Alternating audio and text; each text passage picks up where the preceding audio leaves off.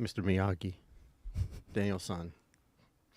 Welcome back, everybody.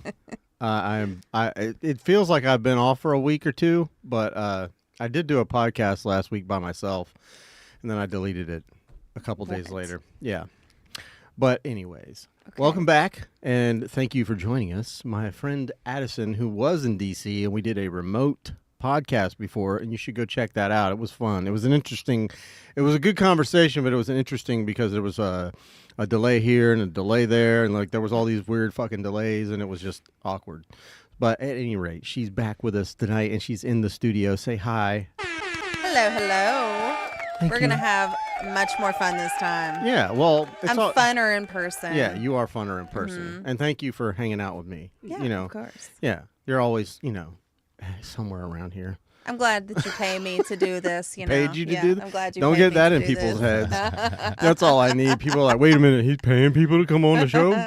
No. I mean, I'll give you a crisp high five. That's about all I got. Or donut. I got a hug. I got a hug. Mm-hmm. Yeah. Well, I mean, yeah, and then you raised the bet. We won't talk about that. I got a little drool. Oh, sorry. Anyhow, so what was D.C. like?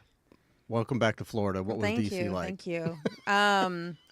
Immediately before I left, it was very cold. Yeah. So this is nice. Yeah. This is nice. But good friends. I made good friends while I was there. And the food was incredible.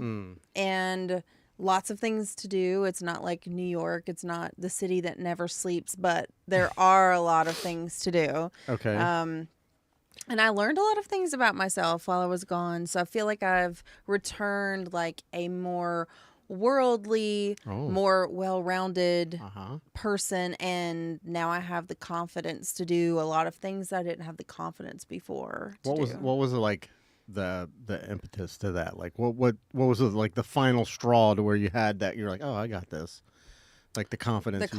Yeah, because I know you started doing like comedy up there. Yeah, but before that, well, actually it started here with the sort of political and nonprofit stuff and speaking in public, and that used to make me so nervous. And I may not have looked nervous, but I was always just like sweating.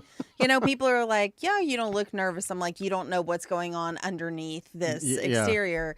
But then having to host events and introducing people, learning how to introduce people, and then getting to watch myself back if I was lucky enough to have things taped. Better? Yeah. Then I could correct. You're doing this with this thing. I could correct little things. Well, maybe that's what I wanted to do. I don't want you to be throat talking at me. Yeah. Yeah. Sorry. That's okay. Carry on. But just lots of practice doing that, just talking. And then it was easy to talk, and it was easy to enter a room by myself and introduce myself to a lot of people and not feel like I had to be with somebody in order to go to something. I was like, I'm in DC. Most people are here and they're single, or they're here for work and their family's not with them when they're traveling. I am not going to let that hold me back. I am just going to go. If there's something I want to do, I'm going to go do it. And then out of necessity, like I ended up looking for side hustles, and I ended up hosting trivia, at the behest of my friend who was already doing that. She's like, you would be great at this. I'm like, I don't know. And I love it so much that I've already went and saw 2 different companies' trivia shows, and we'll probably be hosting trivia for at least one of them. So I'll be back on the mic. I can set you up with a guy. I know a guy.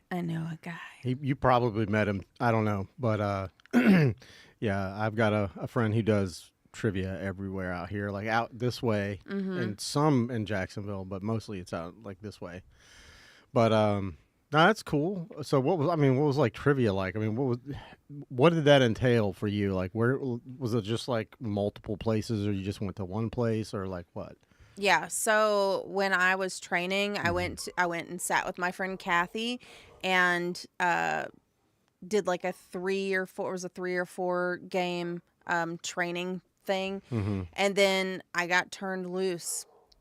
So when somebody called out, they asked me if I wanted to cover a venue, so I would cover it. And then when a spot in my area came up, they would ask me if I wanted to do that one based on how many teams they expected, et cetera, et cetera. So I picked one, and I was working or doing trivia at a 3-story bar in U Street called Whitlow's. Mm. And it was very, very, very busy. Like, that was a second night for them to do trivia. They already had one night established, and so it was dead the first couple of weeks. Then they figured out that I was there, and then people would come. Yeah. And then I actually stopped being so scared to remind people that I also take tips. Tip your bartenders, but I take tips too. And people are like, what's your Venmo? Oh, wow. And then all you got to do is throw out that you do stand-up comedy. And people are like, oh, you do comedy? And they're very interested. And they're like, where do you do comedy? It's like, follow this page so you can see like all my comedy stuff. Yeah, I'm very curious about the comedy bit. I have always been that guy that's like, your friends think it's funny, but I lack the confidence to do anything like that, and I would never do it. But I just like to make people laugh, like at home. Like, we got funny at home, that's me. That wasn't funny. Just like the people who sing in the shower. Yeah, or in the car, they think they're fucking ready for America's Got Talent or American Idol. Yeah. Yeah. Yeah. I'm the self-designated carpool karaoke champion. Are you? Mm-hmm. Yeah. Carpool. Just like I have a PhD in Google. I have lots of designations that I give myself. Oh, okay. Are you putting these on your resume, or what are we doing? I totally should. Yeah. I need a whole new LinkedIn page with all of these credentials. Like fake credentials. Mm-hmm. Yeah, that's like I don't know why that reminded me. I don't know if you know about it, but I know he's heard about it. But like, there was these two guys, I fucking forgot their names, but they wrote all these papers. Like these, I guess they were like academic papers or whatever. It was like, one was like rape culture at dog parks amongst dogs. And they were putting these, you know what I'm talking about? They were issuing these papers to these places or whatever, and they were like getting published. And then after a while, they on The Onion. Well, no, like in major publications, they were getting published, but they were just like kind of trying to show how media is dumb, and it's kind of bullshit. And so after like a couple of years of being on there, they found out, oh, this is all bullshit, Yeah. And then they took them down and redacted them. But it was funny. But anyways, that's what that reminded me of, the fake credentials and stuff like that. But, yeah. So what is it like? I've had one other comedian in here, and she does like open mic nights and stuff like that. But I don't. What is it like for you to get up there and do whatever? And like, I want to find out like how you create your jokes and stuff. Like, how are you doing that?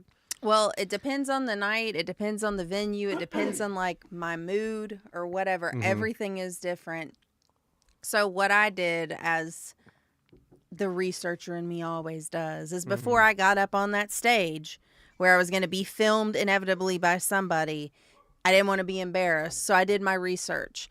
I went to multiple open mic nights over like several months. And for each open mic night, you've got 20 or 30 comics with 3 to 5 minutes of stage time. So I'm listening to a lot of good comics and a lot of really bad sets. Now, I won't say that they're bad comics, but a lot of really bad sets. And I'm like, all right, if they can do it, I can too. Yeah. So after months of just whatever, I kind of like pulled the trigger on that, and I just got up there with a partially prepared bit because I wanted to see what my audience was going to be like that evening, and then I made some, just decisions that day. But I started off with, that's the type of men that are attracted to me, and I just thought it was hilarious because I had a whole room full of men. I'm listing them off. I'm like, the type of men that are attracted to me, blah blah blah, and I mentioned black guys twice on purpose, and so they're getting that, and I got booed for like a racially affiliated joke that I gave, and I was just like, oh, really? Come on. Like, after what y'all have set up here, I was like, this is discriminatory. Yeah. You know what I mean? It's like you're up here talking words that I won't even mention, and then I say something very innocent, mild, and they're just like all up in arms about it. And then fast forward to a few months later, or more, And I just straight up told this black guy I was taking his black card from him. Yeah. Because I was in the middle of a set. I'd been going for almost 20 minutes. That's a long time. That's a long time. And 5 they are minutes is a supposed to long time. let me know. They're supposed to give me a light and let me know. It was supposed to be like 8 minutes or something. And then they were like, oh, we're going to let you go for like 11. And they had me towards the end. And I was like, okay. And I was just going and nobody's like waving at me. And I'm like, I have no idea how much time I've been up here, because I started just like, all right, well, I'm having a good time. I'm just going to keep going. Mm-hmm. And I ended up rapping Eminem lyrics. And this guy's getting into it. And I was like, just pointed the mic in his direction. I was like, you finish this. And he messed it up. And I was like, nah, man, you effed that up. Like, I'm taking your black card. And everybody, it was like you could hear a pin drop in there for a second because everybody else, it's DC. Everybody else was waiting to see if he was going to laugh at that. Oh, yeah. And he was dying laughing. So then everybody was just Cracked like, up. okay, now I can laugh. Now I have permission to laugh at this assumedly like racist, I put that in air quotes, joke. Like he thought it was hilarious. You're racially charged or what have you. Yeah. Well, there's a difference between racial and racist, but yeah, well, it's DC, so people are, some open mic nights actually have rules of things you can and can't do, people you can and can't make fun of. That's sick. The one that I got my start at, it was you can say anything you want. Mm-hmm. Anything. You should be able to. It's comedy. It's comedy, if you don't like it, I mean, you can always leave, but I was just erring on the side of caution because I'm like, I don't know who's in here. I don't know where this is going to go. Mm-hmm. And so even to this day on my Instagram, like I barely publish anything from comedy sets because I don't want to, offend people or, past, present, future employers, my mom, hi mom, that kind of stuff. We're gonna fuck that up tonight. Lord. No, I'm kidding. No, I mean, and when as you were telling me that, I was thinking about something that I think we talked about it last time, but on the last podcast. But have you heard of a heyoka? It's like the Native Americans had this. They had a person in every tribe that was called a heyoka, and they were the sacred clown. And they thought if you can't joke about a thing, then that thing is bullshit. And I truly think that the reason comedy is so big right now, like it's made a resurgence, and it's not because of Joe Rogan. I mean, he did help a lot with that, but he changed the culture. It's no more like I'm going against you or like we're competing. It's like, let's get together and make a fucking organization of funny, and let's all help each other out and get on each other's podcasts and this and that. And there's a lot of that going on. So that helped. But I think that comedy is like the last line of defense for like freedom of speech, and I honestly feel like you said, if you're not into comedy, don't fucking buy a ticket. Don't come to the show. Don't sit in the front row. Don't sit in the if front you don't row. want to be interacted with. Right. I mean, that's common knowledge too. Yeah. But no, I just saw Dave Chappelle. Oh, okay. And it was, he's a legend. That and dude is he's from a DC. monster. And I've seen all of his specials at least once. And that was a recording for his next special. Oh, nice. Yes. So we were in there waiting for like quite a while. And then there was 2 or 3 openers. And then there was a rap performance. And it wasn't just a couple of songs. Like they just did like their whole album. It was clips. If you remember clips from like the late 90s, early thousands. Yeah, clips. Not really. Yeah, well, they're back.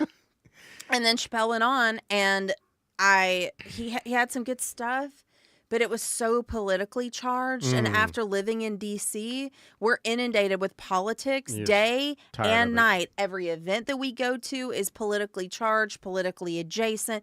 We're walking by protests. We're hearing about it whether or not we want to be in it. Mm-hmm. And I was just a little disappointed that it wasn't something more fun to me. I'm like, we hear this all the time. And then on the flip side, I got to see Adam Carolla. Oh, okay. When I went to a conference in California back in June. Uh-huh. And he was raunchy and hilarious. You remember him from when he was on Loveline with Dr. Drew? Yeah. That was my intro to him. So I have a picture I don't with like him. Dr. The only Adam Carolla. Yeah. It was the only reason I could like listen to that show. Yeah, watch he was raunchy. And I was sitting there in Palm Springs, California, just sweating because it was so hot in there. The AC wasn't working right, and I was Yeah. like, "No, I'm not leaving until this is done." He was so good. He had a really long set. It was great. Good. No, that's fucking awesome. No, Yep. You know who else was good? Who's that? Fortune Feimster. Who's that? You're gonna have to look her up. She is. I may have seen her. She's blonde. She's got curly hair. She's openly a lesbian. She's from North Carolina, I believe. She talks like her current comedy show is like Taking Care of Biscuits. That's what her comedy show is. She was on that show with fucking Arnold Schwarzenegger, Fubar. Yes, she's on a show. She was hilarious, and I'll tell you who is also disappointing the most that I've ever spent on a ticket for anything was a comedy show for my birthday a couple of years ago, and I went to see Ali Wong at the Kennedy Center. And she was like fresh off a divorce and like was on stage basically in her sweatpants, and everything was just like blah. And it's like, I could have appreciated that during my teenage angst Alanis Morissette Jagged Little Pill era, but I was hoping for something a little more actually upbeat. It was like so much dark. No, it was just so much dark humor and resentment, whatever the name of her comedy tour. It could have just been like, we're serving you a plate of resentment. Well, it's not that it didn't resonate. It just was not that funny. And it actually takes a lot to make me laugh now because I've seen so many different things. So if I'm laughing, it's hilarious. And I was at First Coast Improv last week. So shout out to them because they are finally making me laugh. They're doing something right with that model. It's always different if it's improv, which, different than stand-up, even though they do stand-up there. So you have to go. I'll go to a clean show because I didn't go to a clean show. It was like they call it the blue show. It's like 21 and up, 9:30. Why would you go to a clean show? I just kind of want to see what it's like, how they flip so easily from doing a family environment with like clean comedy to, whatever at the end of the night. Because you get paid more for doing clean comedy because you can book more gigs as a stand-up. Yeah, but me personally, as a consumer of comedy, I don't want that. I want you to do it at like I want you to just 7:00, I think. Be you. The clean one. And don't hold back. And if they're taking audience suggestions for some of their stuff. So, they're just giving prompts for,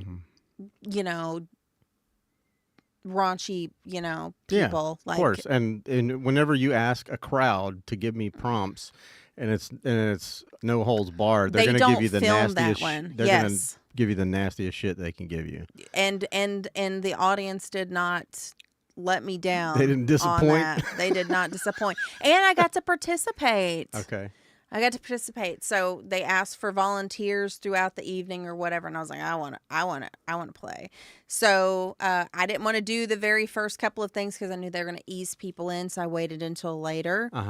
And I got to do the sounds for their skit. So they gave me a microphone and a stool, and I sat just off stage, and they're just like talking about stuff, and I'm just like. So you did the sounds with your mouth.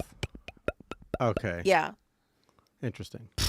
Yeah. Yeah, making sounds. Not like a little pad of noises. You just made the noises with your mouth. I just made the noises with my mouth, and they were not. Michael Winslow'd that shit. And they, that reminds me of like remember Whose Line Is It Anyway? Yeah, yeah. Well, that was like that. It was improv, I think. Yes. Yeah. Very much so. They're getting the prompt and then they're acting it out. Right. And I know that does make you stronger on stage and your presence and being quick-witted and all that good stuff. Because I think that's my biggest worry about myself. I think we should do a class. They do little nightly like you can drop in for a class for one night instead of having to do like a whole 3-month thing. Yeah. I think we should do that. That would be hilarious. Who's we?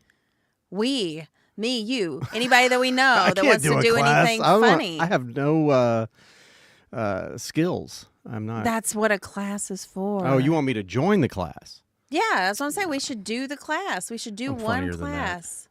You're funnier. It's like a cult, Jim. You gotta praise the owl god Moloch. Fucking. There he is, showing his ugly head. No, it's always been something that I've thought about doing. You know, I've got like everybody has that friend that's just hilarious. They crack you up in any situation. Everybody's like, man, you're the funniest motherfucker I've ever met in my life, and you should be a comic. And, I mean, it's just not for everybody. You know, I've done shit like I've written things. Like I'll be driving around town doing my thing, and I'll think of something that I think would be hilarious. And I'm like, okay, and I'll get my phone out and just record, audio record it, or I'll just dictate it, whatever, because the phones do everything now. But just so I have it, and then like I get home and I'm like, I've lost that sauce. I've lost the vibe I was feeling in that moment. But I sit there and I try to like make something out of it, and I've done a couple of times where I'm like, I'm gonna try some jokes on you guys, and it just fell flat as fuck. So this is my stage. This is where I do my comedy. Like if I'm gonna do it, I'm gonna try it here first, and then I'm gonna maybe. But you've got bigger balls than me. Put it that way. I don't know how you know that, but okay. I'm proud of you. I mean, no, I know it's tough, and like you were saying, like they left you up there for 20 fucking minutes. 3 to 5 minutes feels like an eternity. I'm certain to most people that have never been on a stage in front of a microphone, it feels like forever. Well, there's the people who are very type A, and in certain things I'm type A, but not really in that. They're the type A people, and whatever they have, they're going to mostly memorize. They're going to memorize their routine. You know what I'm saying? It's like memorizing your lines, and they're just going to keep practicing, and they're just going to repeat it. Now, how funny it comes out depends on how nervous they actually are at the time of delivery, right? But I was like, okay, well, so how do I do like jokes and stuff? Like whenever something is funny, I just write it down. I've got little notebooks that I keep on me, and I just write it down so I don't forget. Like I don't use my phone. I just write it down. And then I was flipping through. I saw the crowd. I got there early, and I was flipping through my pages of notes. I was like, I already know I'm going to do these few. I was like, let me incorporate this one, this one, this one. So I went to like a whole different page, and then basically like somebody on stage, like the Foo Fighters, would make a set list of what they were going to do. I kind of started outlining the jokes that I was going to do, and then And you had them all memorized, or? For the most part, but then at the end, like I was like, oh, I still have a little bit of time left because I went pretty quickly through them. So I just grabbed my notebook like on stage and flipped to one. I was like, oh yeah, this one, because this is the open mics are the spots for people to work their material. So there were people reading out of their notebooks the whole time. They're just trying to get used to saying it out loud. They want to see what the crowd's reaction is, because sometimes you think it's freaking hilarious and the crowd is just like crickets, and you're like, okay, so y'all didn't like that one. Doesn't mean it's not funny, just means that particular crowd doesn't think it's funny. Sure. If I talk about, the Southern dialect and stuff like that, some people in the South may think that that's humorous, and up there they may not think it's funny at all. Which is odd. You would think that most Northerners would be like, yeah, you're right. Those guys are horrible. No, actually, like the more I get into the Southern accent, I realize, and start associating myself with like where I grew up, even more so with the blonde hair. I just look like in their minds, I think they're picturing some Southern debutante who is extremely wealthy, grew up on a plantation, and therefore still I must to this be day, people think racist. That? People think that way now? Up there, a lot of people do. Really? Obviously not everybody, but a lot of people do. So it's like from the get-go, I'm already having to blow that stereotype out of the water. Yeah, there are no more debutantes, guys. Get over that. Yeah. But because of how I look and where I came from, I must be racist. And my family probably owned slaves and stuff. So that's what I'm saying. Like, I was like, can we just not? Can we just do the funny stuff and have a good time and not feel like you have to walk on eggshells? Because for me, that sucks all the fun out of the room. So I've done stand-up. I've done like some dating show sort of panel things. Like I did an actual dating show where I was dating, and you were like the contestant? Yeah. And so it was a friend of mine who put it on, and she had all her cameramen and lighting and stuff in there, set it up. There was an audience. People bought tickets to watch this. Oh, wow. And it was called Chaperone. And the premise was we go on a date with somebody that we haven't met, ideally. And did they film it? They film it while you're dating, with while you're out on a date. with a live studio audience. Okay. And the comedy hosts, the two people, are there to give their feedback and, little whatever. Hold up. And a relationship coach was there. Hold on. So everybody's giving us shit the whole time. Let's go back. Okay, let's go back. Take me back.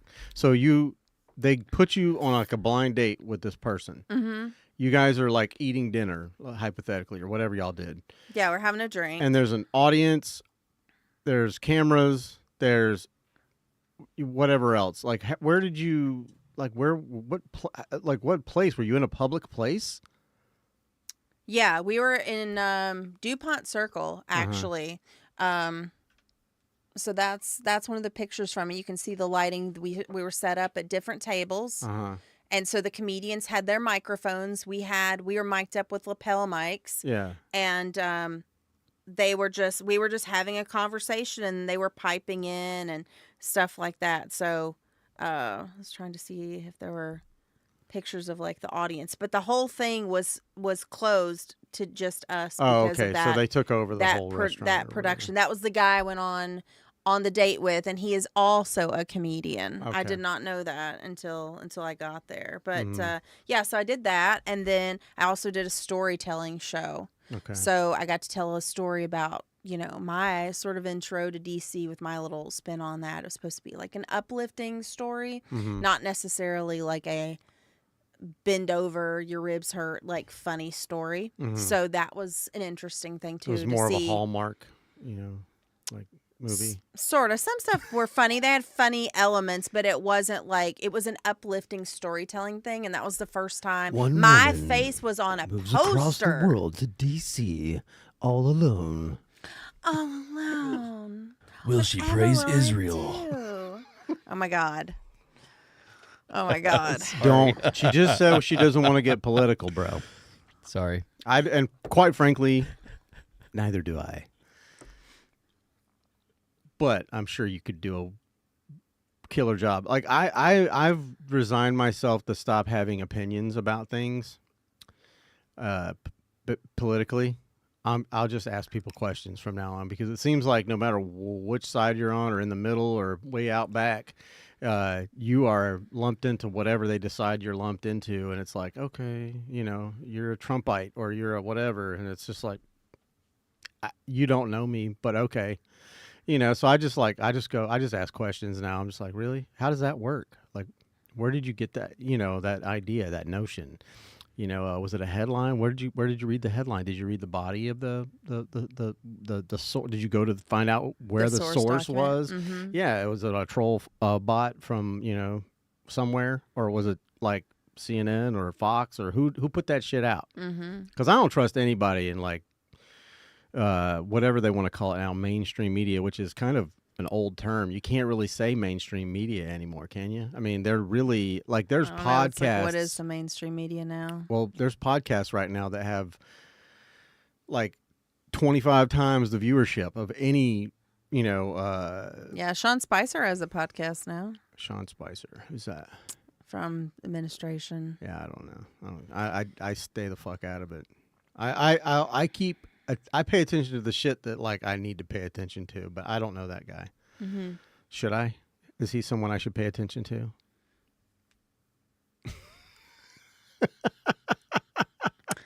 As if like no one pays attention to me, so I mean, he might have some fun guests that might be worth watching. That's what I like. Looking through to see who it was there, because I feel like most podcasts are, the first 5 minutes or more are about, let's plug their sponsors, and then they talk blah blah blah blah blah, and then it's their guests. Speaking of that, we'll be right back after this ad from Pfizer. Just kidding. Where's my free Ozempic? Yeah. It's on the way. Oh, okay. Yeah. We already gave you a booster. Yeah. Shit. Goodness. What's her name? I don't know. I was going to think of a celebrity that's going to be bringing that in for you, but yeah. Don't worry, Travis Kelce's here. Yeah. Ugh. No, because isn't that the guy that's like engaged now to Taylor Swift? Yeah. I couldn't care less. Like, those two people could drop off the face of the earth and I would never know. I don't understand why people put so much emphasis on these celebrities and these people. I just don't. I'll never understand it. Well, I you're haven't a creative. You've got your own stuff to focus on. Yeah, but even so- when I was a kid, and I was like out here in the world, like I was like, it's cool. There's a person on TV, and I never even thought that like I'd meet anybody ever that I saw on the television. And back then, television was huge. Now it's like whatever, you're on TV. Anybody could be on TV. But like, I don't know. I was probably like 8, and I met Face from the A-Team. I don't know if you remember the A-Team. You're a little younger than I am. I do not. You don't remember the fucking A-Team with B.A. Baracus? What channel was that on? Mr. T? Mr. T, I remember. Okay, he was part of a team called the A-Team. They would Oh. see, and the guy in the middle there, Dirk Benedict. Yeah, I met him at a car show. Templeton Peck. Yeah. Yeah, he was at a car show signing shit. He kind of looks like Steve Carell. A little bit in that picture. He does. Yeah, he had a much stronger jaw I can see it. Yeah, and a smoother chest. I bet. Yeah. Yeah, he wouldn't have been good in the 40-Year-Old Virgin. No. If they made it back then. But yeah, imagine you're Kelly Clarkson and you don't know that there's a shout out to you in a scene of a movie and it's like waxing. He's like, "Oh, Kelly Clarkson." that is the weirdest shout out I've ever heard in my life. Like where did like what was going through his mind? But I don't know. I'm sure it was ad-libbed. I feel like didn't they do that for real? Well, yeah. Yeah. You can't. I don't think you can fake wax somebody's chest. I mean, unless you had a stand-in. It may Yeah. not have been him. It's somebody. They fake got it, blow their people's chest. head into like millions of pieces. I'm sure they could figure out how to do a waxing scene. I'm just saying. It could have been a stand-in, but could've. somebody's chest got waxed. I thought it was his. Yeah. I think they said he actually did it, but yeah. That's brave of him. No, yeah, but I met this guy and I was just like, cool. What are you like, what? Whatever. He handed me a picture of himself that he signed. I'm like, thanks. And I just couldn't care less. I've just never been wooed or awed by anybody. Like, bitch, you eat food, you shit. You do all the same things I do. What makes you special? You got a job. You got a lot of money.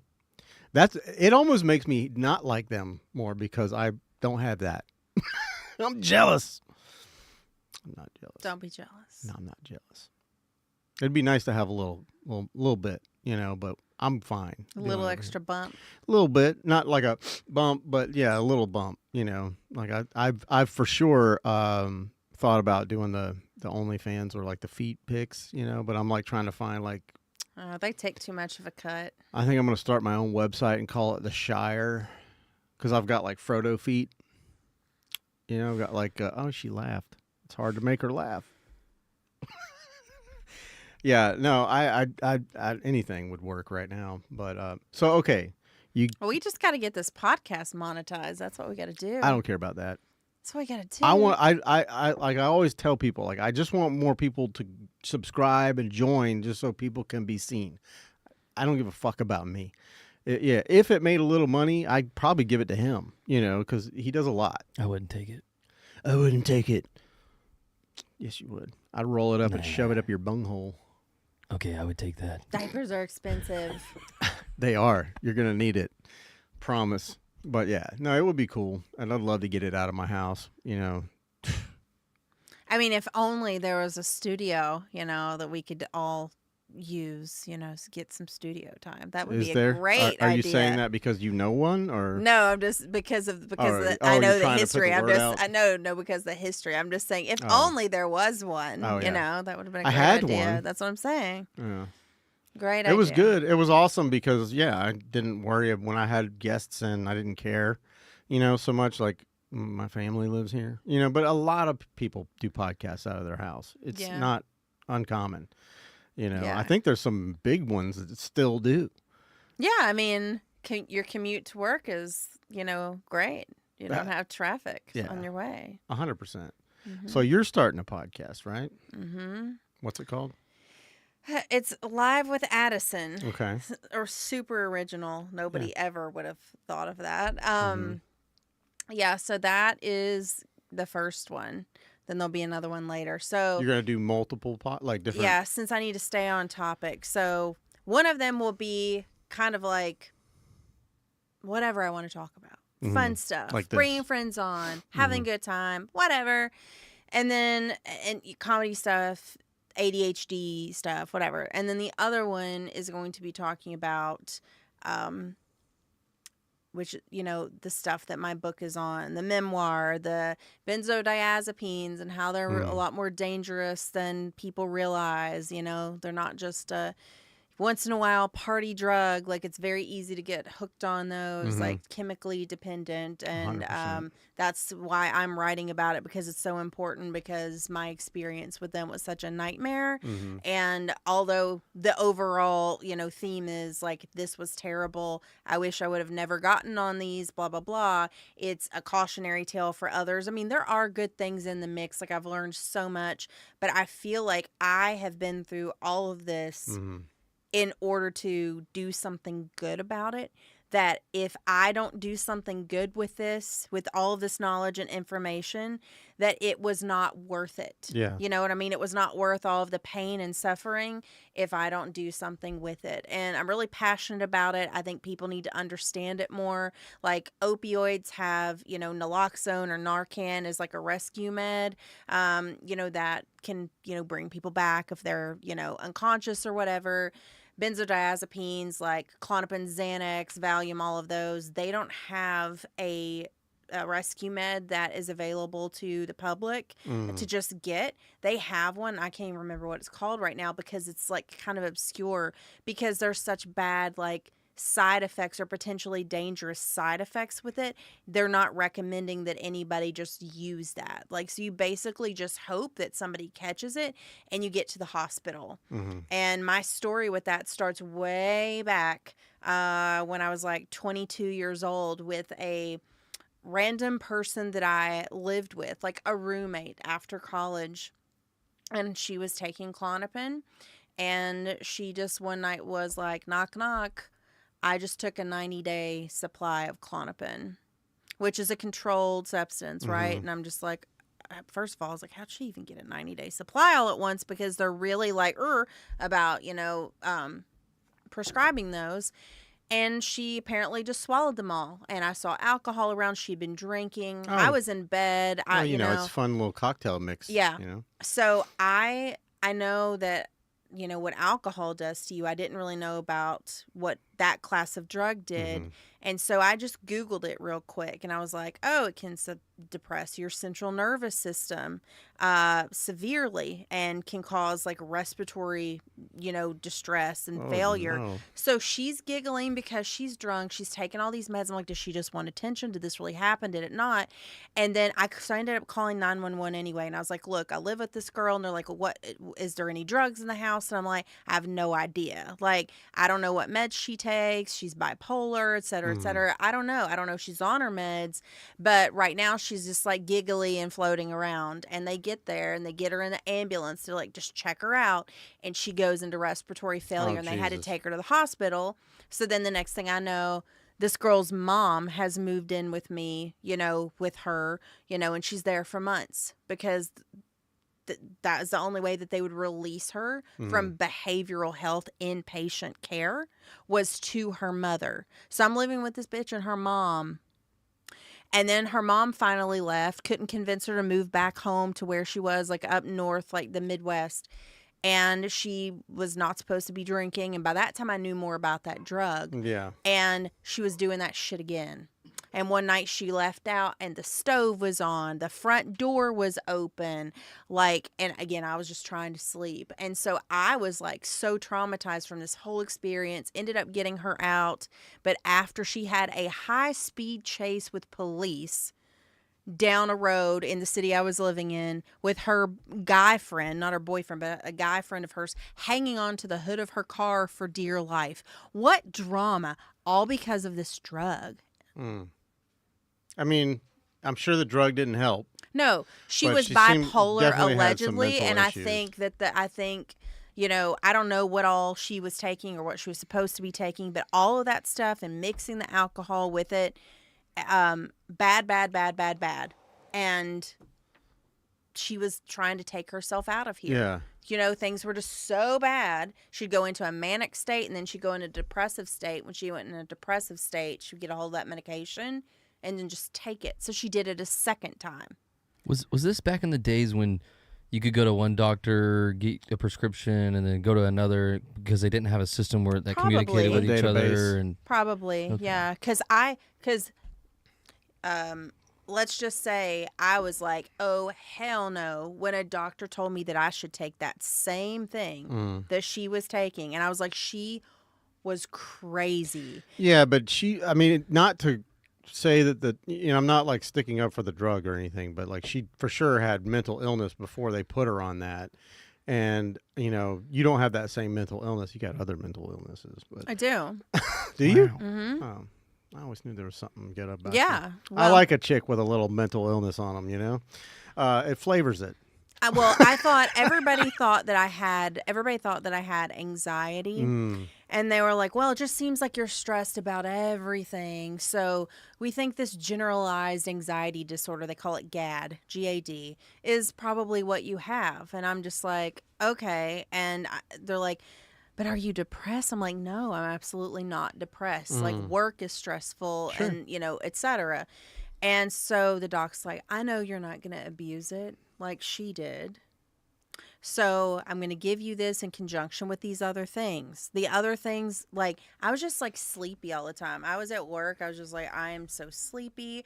I crawled under my desk at lunch in my office, closed the door, and took a nap every day. Oh, wow. There were times I forgot where I parked my car. And so I had to wait and get on another shuttle to go to a different parking lot because I forgot where I parked my car. Yeah. Because I was they had me on stuff that had me so sedated. Zombie. So I got off of all of that other stuff. And it wasn't like antipsychotics or anything. It was like antidepressants. Right. It was like Celexa and Zoloft and Klonopin. All at the same time? All at the same time. Then this one ER doctor tried to give me Ativan. I'm sorry, not Ativan. Ambien, which is a sleeping pill. But this time I knew way more about all this stuff. And I'm like, he's like, you need to sleep. You're stressed. I'm like, I need to sleep. But if I take all of this shit together, I'm going to go night-night and not wake back up. Yeah. So, respectfully, you can write all the scripts you want, but I'm not taking all this stuff together. And as I found out later, those sleep drugs, they call them the Z drugs. The Ambien is like Zolpidem or whatever. Several drugs in that category are very similar to benzodiazepines, and those drugs are almost as bad for people getting chemically dependent on those and it being a nightmare to get off of them. Yeah. And I have seen it firsthand. So, yeah, I know people just wanted to help, and you don't know, just like people are prescribing Ozempic and Zepbound and all these things left and right because people want them so badly. And we just don't know what the long-term ramifications, are going to be, like the effects, positive or negative. Because whatever testing that they did before it was approved, I mean, I'm sure it still is not a big enough sample size to show like a broad range of things. Wasn't Ozempic like a It's originally? a diabetic drug. Yeah, and it just had a side effect that they lost weight, which is awesome for diabetics because the less you weigh, the better off you are. But and so then we're like, oh, dude, we could totally market this to overweight people, and we can, and it'll be awesome. I believe they still don't even know how it exactly works. It's a peptide. They know how it works, but they don't know what mechanism in your body. I think they do. I think there's people that do. I'm pretty sure there's at least it activates like the GLP-1 thing or whatever. I think when people take it, they are not hungry. Right. But it also causes you to lose bone density and muscle mass and everything like that. And some people don't care. They're like, I would rather be skinny, And like feeble. Well, I think what the consensus is I would die to be thin. if you're on that stuff and you like work out, you eat a healthy diet, you sleep well, you take your vitamins and shit as well, like along in conjunction with it, like you'll be okay. Well, like I said earlier, women are apparently getting injections like filler in their labia. Yeah, because everything is just that's insane to me. The volume, the volume in your face and everywhere else is just and that going bye. They started doing the red light beds now. Oh, I love those. But that's when they start getting sunken in faces. They go into the light bed, because when you lose weight, certain people, they sink in. Like I lost a shitload of weight after my divorce because I hold on to weight when I'm stressed, and then when I got divorced, all that stress went away, and I just lost a fuckload of weight, and I was in a very active job, something that kept me moving, and I looked at myself. I didn't realize I was this skinny. I was like, shit. I think the lowest I got, I went from like 210 to like 130 in like 6 months. Oh, that's quick. Yeah, it happened so fast. And also, were you malnourished? I know I would just be malnourished. No, also I was poor. Oh, okay. I didn't have money. I was like less than paycheck to paycheck, using credit cards to just buy groceries and pay ramen bills. Noodles. Yeah, my sad sob story is like when my girls would come over on the weekend, or like, my youngest lived with her mother and his wife lived with me. But like when Bianca would come over, I would go to the grocery store and use my credit card to buy groceries so that she would think I have food there, but, yeah, there was never food. And I was getting through days on, just, I'd get a water bottle at the beginning of the week and I would just refill it every day and just drink that, and then at water fountains I'd refill it all week because I was too poor to buy like one of those nice fancy metal ones, so I just reused my plastic bottle, and there's a lot of that and nothing. I would go through a whole day without eating anything sometimes. But yeah, for sure malnourished. It wasn't good. But when I started seeing that, I was like, okay. Got to do something. So I made a change in diet and I started exercising, and I actually filled back out, but the right way, but it can be dangerous, man, to lose weight that fast. And if you don't know why it's coming off, you might need to get looked at. Yeah. And this medication causes, some pretty, not fun side effects like abdominal pain or, whatever. Nausea is like a big one. So I'm observing people who are taking it. Several people I know are taking it, and they love the way they look, but they don't love the way that they feel. And somebody has said, basically 5 days out of the week she's miserable, but she can work from home, so she can run to the bathroom or whatever she needs to. But it's crazy. I already have enough issues with genetics, like my stomach and allergies. Like the last thing I need to do is like inject myself with something, have some delayed allergic reaction and some, bowel obstruction that causes some aortic dissection. And then there I am. Well, I need to look up all those words you just said. I'm sure. No, that would not be good. It sounds bad. What'd you say? Aortic dissection. I don't know. I probably made up some stuff. Okay, good. I felt really dumb just now. I was like, I don't know what's happening. What was that term you brought up earlier? What splometing or something? Scrometing. Scrometing. The hot new thing that evidently chronic marijuana users, they'll scream and vomit at the same time. It's been a headline the last couple of weeks. And what the fuck is it? How does that hurt people? Is this because of their tolerance? Their high, like, I guess over a certain amount of time. From what the headline CNN said, I need to see the research on this. Wait, is this the condition where if they get in a hot shower, it makes them feel better? No, some shit. No. It's this new bullshit thing that people are trying to. So it's like the new, just say no campaign. They're trying to get people away from marijuana because they're about to change the scheduling of marijuana. Now, I think it's the alcohol lobbies. 100%. But this schedule change. Okay, this was an executive order. Is this a law yet? No, it's going to take 3 to 6 months. Yeah. Okay. Supposedly. Well, you looked it up before you got here. Yeah. So it's Schedule 3, which means it is in the same class as benzodiazepines, as opioids. Yeah. So you would still need, because Trump kept saying medical reasons. Yeah. So you would still need like a prescription from a doctor for but it's like the type of cannabis, like the what is it, like the mode or whatever, and you're going to be capped. And so I think, okay, but it's not going to stop anybody from doing what they're doing now, but it is a step because it's not legal at all federally. It's a Schedule 1. Like it's like lumped in with the So does hardest drugs. Schedule 3 make it legal federally to carry it on your person I without think it a would definitely prescription? downgrade like any Convictions. from a felony to a misdemeanor type deal. You know what I mean? But it's a step in the right it's progress. It's now we have a federal something changed federally because now it's almost all states. I mean, it's like what? We're like at what? Well over 70% Yeah, now? I think. So For medical, I know that. Yeah. and before I left, I had a medical card. Like I went Yeah. through the process. I was curious to see like how that would go. Mm-hmm. And I wanted to try like all the things they had. You know, it's like the flour and the vape cartridges and the Edibles. capsules. And allegedly, you know, one way that they prescribe cannabis is suppositories, which can be good because it relaxes muscles for people who have stomach issues like constipation or whatever. They didn't have that at the dispensaries I Were you was bummed at. out?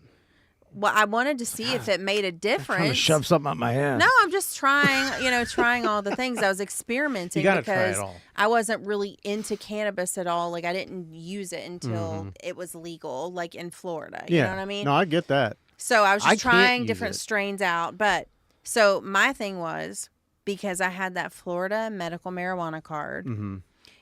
Everything said it's a felony if you take it out of Florida. If you Right. cross state lines with it, Unless it's a felony. you go into another state where it's legal. No. At that point in time, now I don't know what it is now, but Mm-hmm. at that point in time, 2017, 18, 19, whatever, it was you can't take it out of the state, period, if it's in Florida, you know.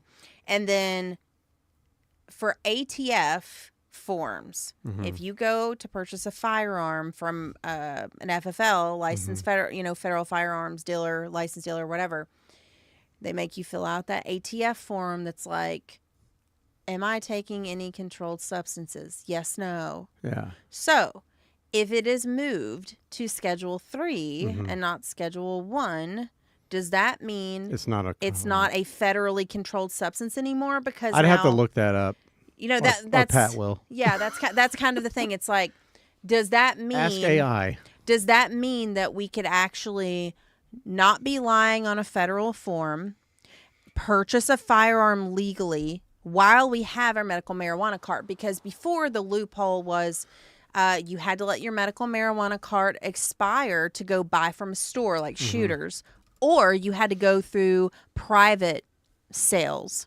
You know, because you're in a private sale, you sell me a gun in Florida, I don't have to fill any form out. You and I, it's a deal between the two of us. If we want to write a bill of sale for our personal records that have like the serial numbers and things on it, blah, blah, blah. That's it. So I had to let my card expire in order to go into Shooters. Currently, no, it is illegal. Currently, right now, but But put in if it was Schedule 3 and not Schedule 1.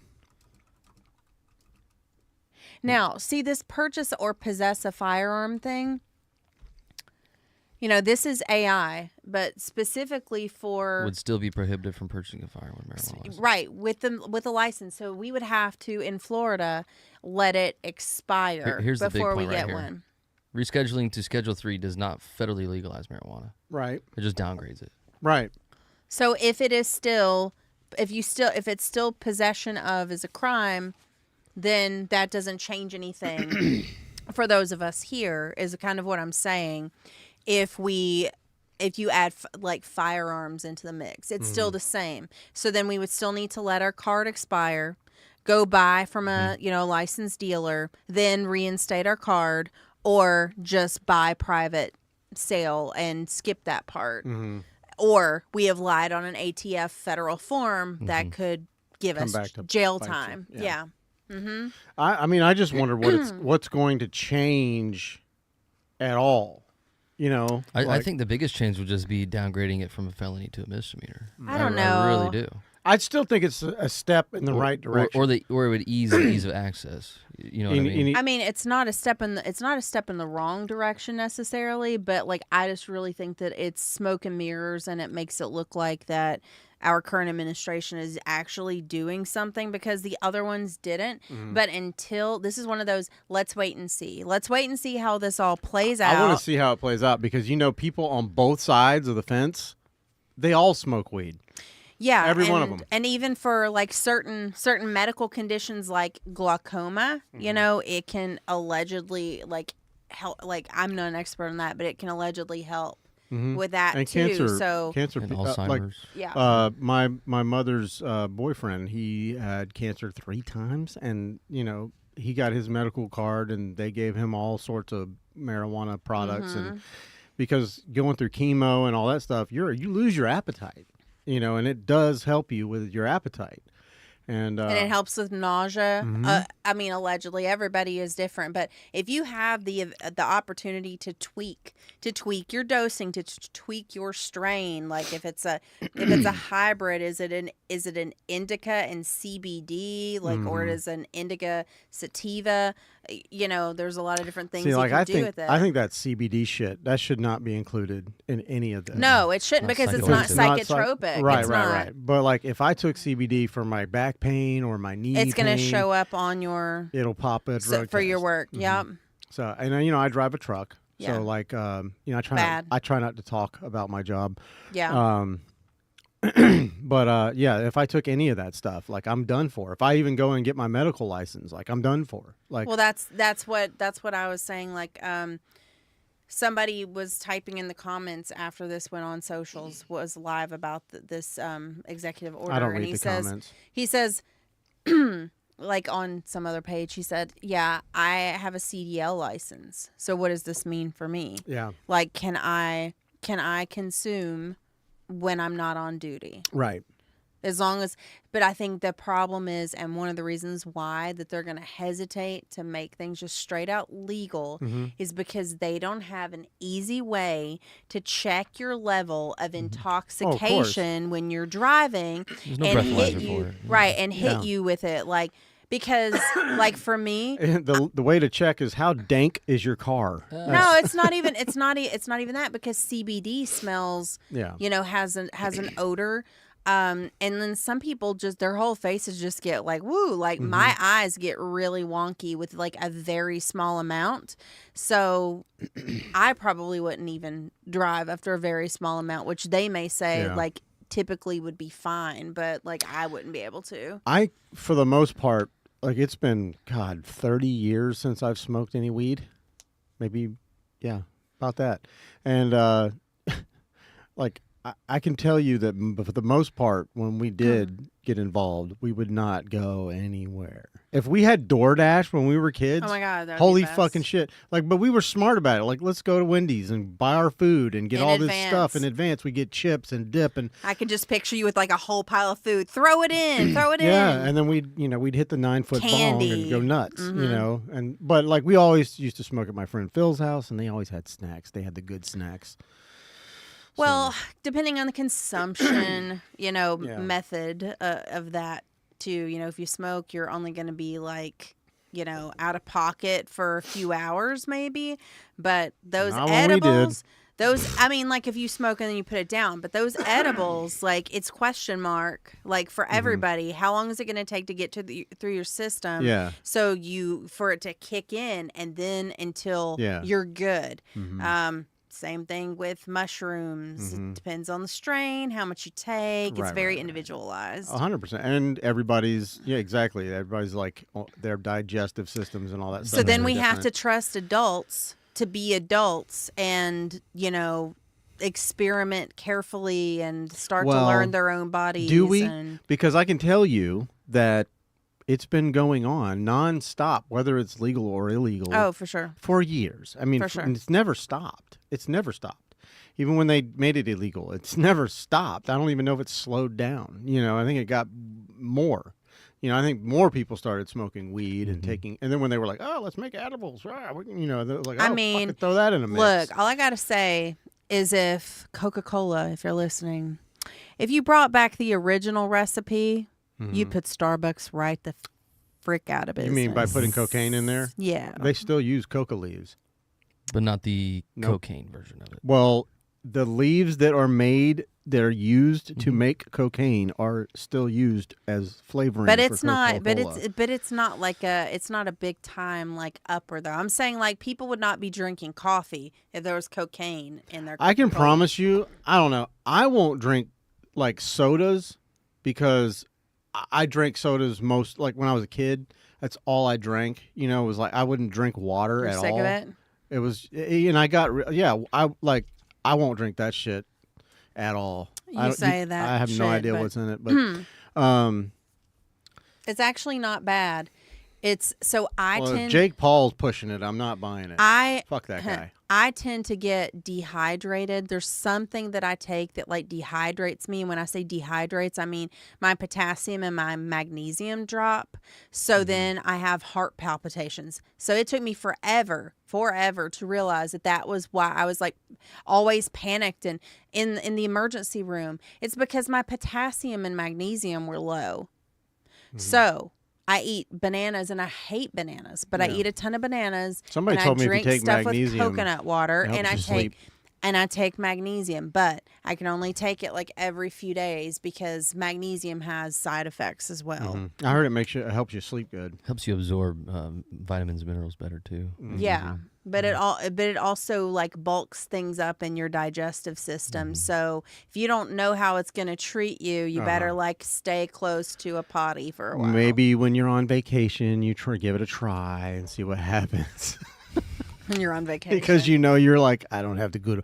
My whole thing is like, I'm not going to start something new that might mess me up. And then just get on a motorcycle and go travel. That or go to work and then have to be locked in for 8 to 10 hours a day. Like, nah, I'm good. I don't want to be out in public and have to shit myself. It's. I'm not a fan of that. No, no. You definitely don't want to do that in public. Because, you fart, people forget. I mean, you shit all over the place. Well, that's never going away, dude. Ever. Well, I hear that's like one of the side effects with Ozempic, too. I don't know. It's one or the other. Yeah, I don't know. The more I have always thought this, and it's like, I don't need it's so crazy that we pay these people to like personal trainers and all this nutritionalists and stuff, and it's like, motherfucker, it's not hard. Stop putting bullshit. Like, I know I got love handles. I eat fucking donuts and sweets. I've been looking at it the whole time. Go for it. I don't care. I mean, I'm the only person that can. It's Krispy Kreme. Yeah, I know. I just got them It's this the morning. best. It's the best. But I'm the only person that can make a damn difference in my life. And by what I choose to put into my body, do I choose to maintain my body by working out or any kind of physical anything, which my job is very physical. So I'm always moving. You get paid to work out. Well, I still work out when I get home. That's the difference. I started doing that recently. Well, we're old. We have to keep up with it. Well, yeah. It will sneak up on us. But what's crazy is the more I do it, like if I work out like 5 days straight, you work out different muscle groups and whatever. I was starting to feel like my testosterone was dipping. But when I work out, I feel like reinvigorated. And I'm like, so I'm holding off on because I was going to go, and I may still, when I get my next physical, I'm going to ask them to check how my T levels are. And if it's low, then I'll have them suggest, a certain, I'm not getting that roll on shit. Fuck that. Because, you give your kid a hug and then they grow hair right there. I mean, it's like, no, thank you. I don't want anybody else to be involved in my stupidity. My hormone I may have to take that. Well, yeah. I mean, that's something I learned. I didn't realize that, but women have, they got testosterone up in them, and if they have the wrong levels, then it can mess them up real bad. Yeah, like we're not trying to have, male pattern baldness or anything or grow hair in places that we don't want to grow it. But it's a very sensitive balance, and we can't do anything to fix anything if we don't know what's wrong. So I have an appointment with Mayo Clinic in January Yeah. to evaluate all of that stuff. But they pulled regular blood work and found out that I was anemic. So that's why I've been so cold all the time. Yeah. And my hair has been falling out. Yeah. So just anemic. Right. But And I wasn't taking as good of care of myself mm-hmm. in DC because it was always go, go, go, go, go. And it was a pain in the ass to go to the doctor everywhere you went. It was like, how am I going to get there? If I drive, I'm going to have to Are pay they to park. in Is there network? parking? No. Parking. uh-huh. Parking and getting there. That's the easiest thing here is I know that I'm just getting in my car and going. Mm-hmm. Now, whether or not I want to actually drive Unless is a whole you're going other somewhere, story. unless you're going somewhere in like San Marco or Riverside, then you're fucked. Fucksville. What do you mean? For There's parking? just the parking shit down there. I hate it. Well, if I lived in that area, I would learn like the little Skyway system and the bus system, I think, because if I could just leave my car right where it was, and I mean, the Skyway, if you can get around the traffic during the Jags games or something, I would do it. But everybody's like, this stuff is sketchy. All the people that are on it are sketchy. I was just going to say, I think the only people that ride it are bums. And I'm like, I hate that because I really do miss the metro for that purpose. When you know traffic's going to be awful, you're going right to Capital One Arena for a Capitals hockey game.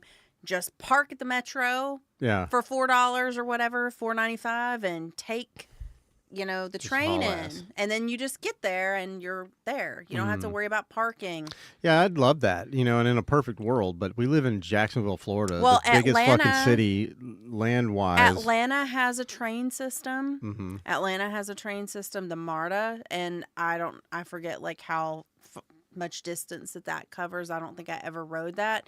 But I mean, Atlanta has something. I mean, we have a very mini representation of it, but maybe we could expand that. Like, I think that we probably have plenty of tax dollars that are collected in that county. Maybe. And that maybe we could be reallocating them more appropriately into things that will benefit everyone and not just a few people. So we'll stay tuned for more on my thoughts on that as I consider running for office. Right. Well, when you do, let me know. We'll come back and talk about that. But like, I just think about it, like, Jacksonville is so fucking huge, and it not only encompasses just Jacksonville, like, the people that live out in Clay County and St. Johns County and, other... Atlantic Beach, Neptune Beach, all of those. It's all connected. So it's like... There's 1.1 million people in Duval County. Right. But I think it's like the largest city... Second largest city landmass-wise. Landmass-wise. What's the first? Anchorage. What's the biggest? Anchorage, Alaska. But the reason I say that is because there's... like here, there's no opportunities where I live to make money like I make over there. And now there's people, they're like, well, the housing is cheaper in over in Middleburg. So everybody's moving out there. It is. So now everybody's moving out there and then commuting back to Jacksonville, and traffic is a fucking wreck every day. Going in, Blanding. Oh, yeah. In the morning is ridiculous. But well, let me ask you something then. So this was something that, hold on. The point was there's no way to do public transit for me to go from here to like Phillips Highway. If there was, I would take it. That was a safe public transit. But, sorry, go ahead. So I saw this, and this was a regular thing too. Not just the Metro, not just Ubers or whatever, but there were, and I was just getting into this as I was getting ready to leave, but there are regular bus lines, and the buses go out to the suburbs, and they have their stops, and they make their way into whatever the destination is. Pentagon was a destination, so they pick people up, all the people in my neighborhood. Like, they went to this one little bus stop. The bus picked them up, and they had several other stops along that route to get them to the Pentagon, and they were regular with it. You knew within a few minutes of accuracy that it was going to stop here at this time, so you could be ready for it. So if a lot of people are going to a general area, like if there are a lot of people from here or Middleburg that were going to downtown, then maybe there's like a drop-off point down there or something, and we have a bus that does that, and people can pay, to ride the bus, and maybe there's like 2 or 3 trips that a bus makes, and then, they figure out how many they need to get people home. Yeah. Between like 4 and 7 p.m. or something like that. There's the other problem I have is that fucking people. I hate them. Most people. Strangers.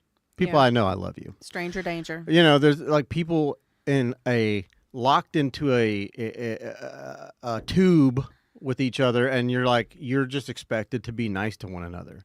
You know what I mean? Are you talking about a bus? Buses, trains, whatever. It's fine. You just get your seat and sit down. Everybody's so self-absorbed. Everybody's on their phone. I think you're probably. I don't know. I don't exactly agree with that. I don't think so. I think there's going to be a lot of douchebags because people from people in this area. Well, because people in Jacksonville and people in Florida, we're not used to that. It's not New York, like people are just like, they're all scrammed in there and they're like, it's whatever, this dude's dick's in my ass. It's whatever. I guess we're dating now, but people aren't that nice here. People, and they like to have their personal space. They want to have their squatted trucks. They listen to their country music on 12-inch subwoofers. You know what I mean? It's like you can sing at the top of your lungs. If you're on public transit, you got to shut your fucking mouth. I don't want to hear that shit. And so like I just think that we're not used to that, and I don't see a way that it's ever going to get any different. I mean, unless we are already like cordoned off by like west side, east side, whatever, north side, south side. So like you should have the same opportunities on each side of the town that you have everywhere, as far as making money or having a career. Or you shouldn't have. And this is just me being, idealistic, whatever. But like, I feel like you shouldn't have to drive an hour just to get to a fucking job. You know what I mean? And I think that's what's a lot of what's wrong with like society in general. You remember, like, you don't remember because we weren't alive back then, but back in the old days when cities were like, it was just this little one horse town. Everything you have a saloon, you got an infirmary or whatever. You have like a clothing place. Everything you needed was right there, and you either had a farm or you worked in one of those places, and that's how you lived. But unfortunately, it's not like that everywhere, and you can't do that. So it's like, okay, well, the only way, like I have friends, over off of like Moncrief, and there's really not a lot of opportunities in that area. So if those guys want to get, have like a legitimate job other than, running the streets, they have to go out, catch a bus and go to a different side of town. So, I mean, that's just how we have to do shit, I don't see any, maybe you have a better solution. I think it boils down to population density. You look at New York City. So you're saying we need to Thanos snap this shit? Well, that's how they determine the districts. Yeah. How they draw the districts in 29,000 Jacksonville people per square mile in New York. They try to keep it like somewhat, similar population, which is why District 2, like up on the north side, like where I live, is the largest district because we're more spread out. Yeah, that's a lot of fucking people. 29,000 per square mile. So versus Jacksonville's 1,200 people per square. We think there's a lot of people here in the city. Yeah, because they go up. They got these multi-family homes, and then you got like 22 people living in a one-bedroom apartment, They just put the bunk, I'm just making stuff up, but this probably happens. It's where they like put the bunk beds in the wall, and it's like barracks. Probably. And then they spend like $2 million on that place. It's like, this is 40 square feet. It's a luxury home. My one-bedroom apartment, like viewing distance of the Capitol, was like $3,500 because parking was $300, and if you had an electric vehicle, the parking was more because you're using electricity down there to charge your car. That's so funny. I always laugh now. Counterintuitive. I thought it was great to have. Well, when they first came out with the electric cars and hybrids and shit, they were giving you like a tax break. Well, the government was giving you a tax break because they want them because it's better for the environment. But they do use electric. But that was their thing. But they are using electricity from a building. So in theory, if your car that is parked there is just parked there and all it needs is that space, okay, cool. But you're also using electricity because you've got an electric vehicle. Right. They're going to charge you for everything they can charge you for. We get charged a portion of the common utilities, even though we had no control over what temperature they set things at, over the amenities that were there. We're like, we don't want a gas bill. Can you just turn off the fireplaces on the rooftop? Like, nobody wants this gas bill. It's completely unpredictable. And they're just like, no, because they had rooftop gas grills and fireplaces. And we're like, can we just turn that shit off? Like, we don't want to get charged for it. It's like 32 cents one month, and then the next month it's like $200. You know, we're like, insane. there's no way. Would you prefer to live in like a city or like more rural type of place? City. Yeah, like a New York City. You'd like that? Why? I like being close to things.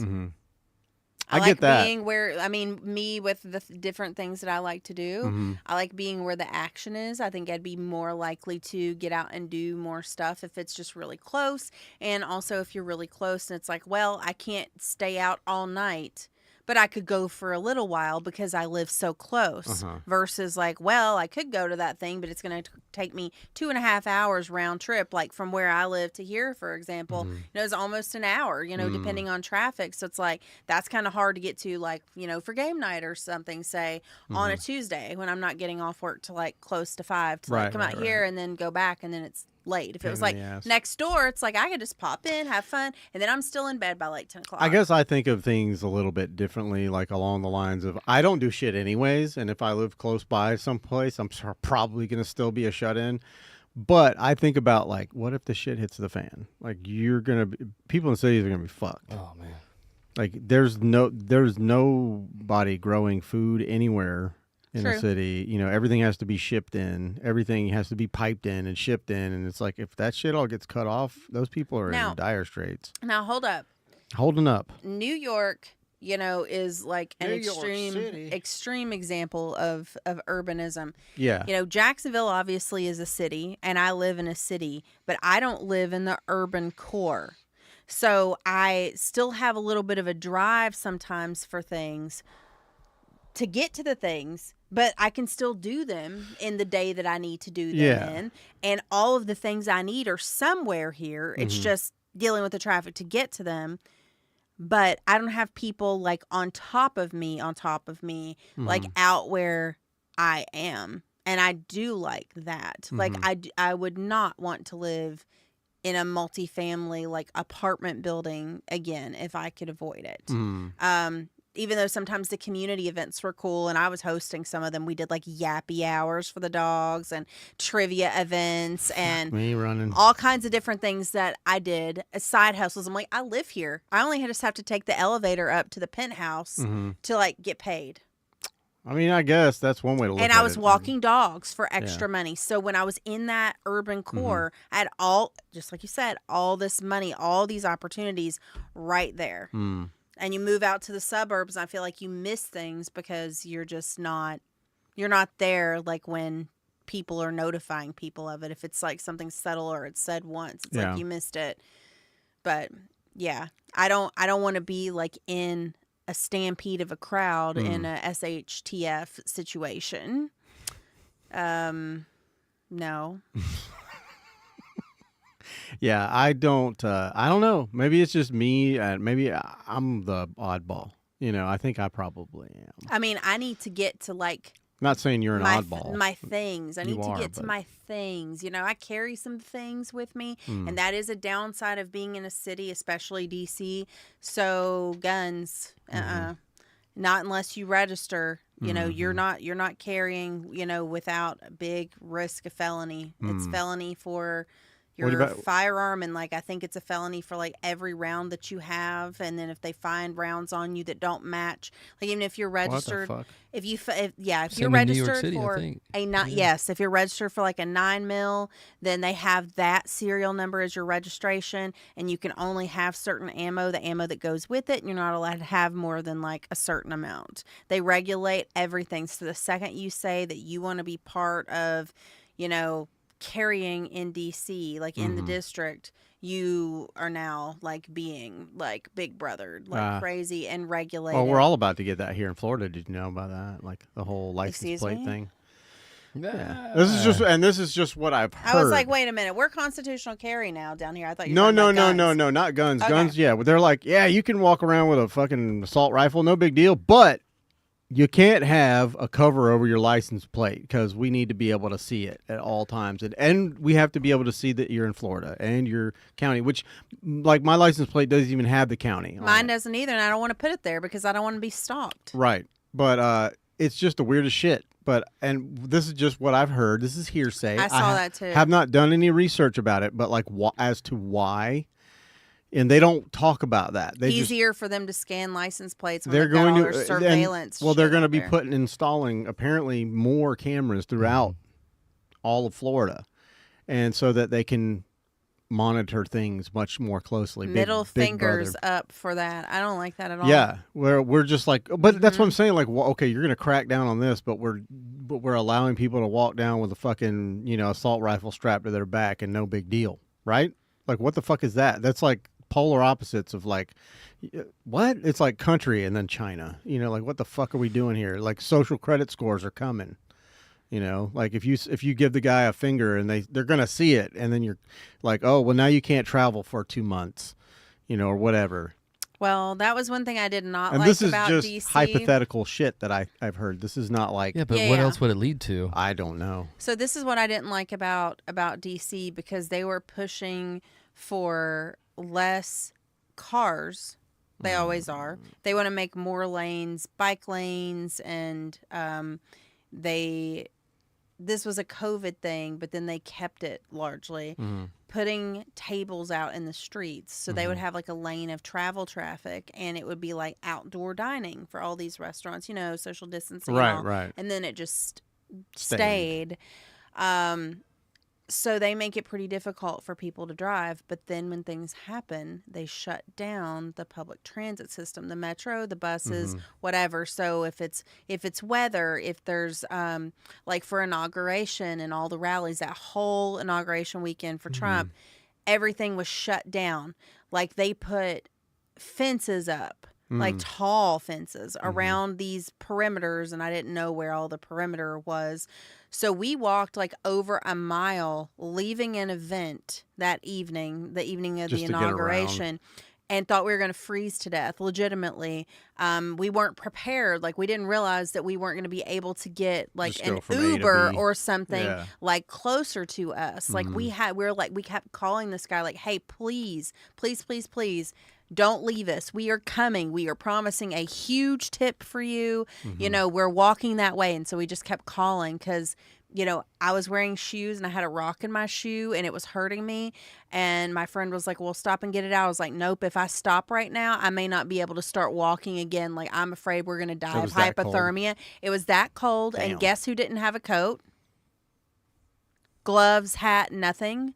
And it was windy, and I mean, it was brutal. I felt so stupid. Like in a survival thing, I was just like, well, I'm getting dropped right off at the door. I'll just leave from the door. But no, there were barricades. And also the metro was not working because it was shut down because of all these important people. Yeah. All these important people. So we couldn't use that. That's so insane. Basically everything was gridlocked. And if wherever you were just freaking staying there for a while. Sounds so dystopian. To be honest. Yeah. Over just politicians. Whatever. Who the fuck are you? Well, did you hear about when it was last year, 2 years ago, when like California cleaned up all the homeless people because Xi Jinping was coming into town? Like a dictator's coming into your town, so you clean up all the homeless people and make it look pretty for him. Like what? You bleached all the shit off the sidewalks and stuff. Like that's what we do. I'm curious to see what DC looks like now after Trump went through and cleaned up. They cleaned up the homeless encampments because he was like, "This is sad that we have all these beautiful buildings, and the homeless buildings. People are there." You know, he's like, "We gotta get these people off the lawns." You know. So I don't know what it looks like now, but I mean, they're going to find a way. You can't just keep them gone. People will just sit down and lay down, and they're perching there for a while. Yeah, and it's terrible. And I was trying to explain to people at this homelessness event that I had.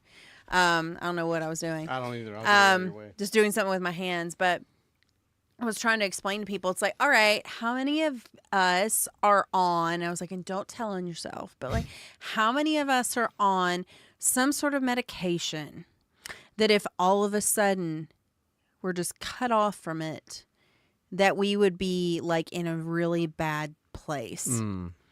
You know, whether it's heart medication, insulin, Starbucks, antidepressants, like pain meds, whatever. Because maybe you have like chronic, really bad pain or fibromyalgia or something like that. And everybody raised their hands anyway. And it's like, okay, so we talk about homeless people who are out there on the street, right?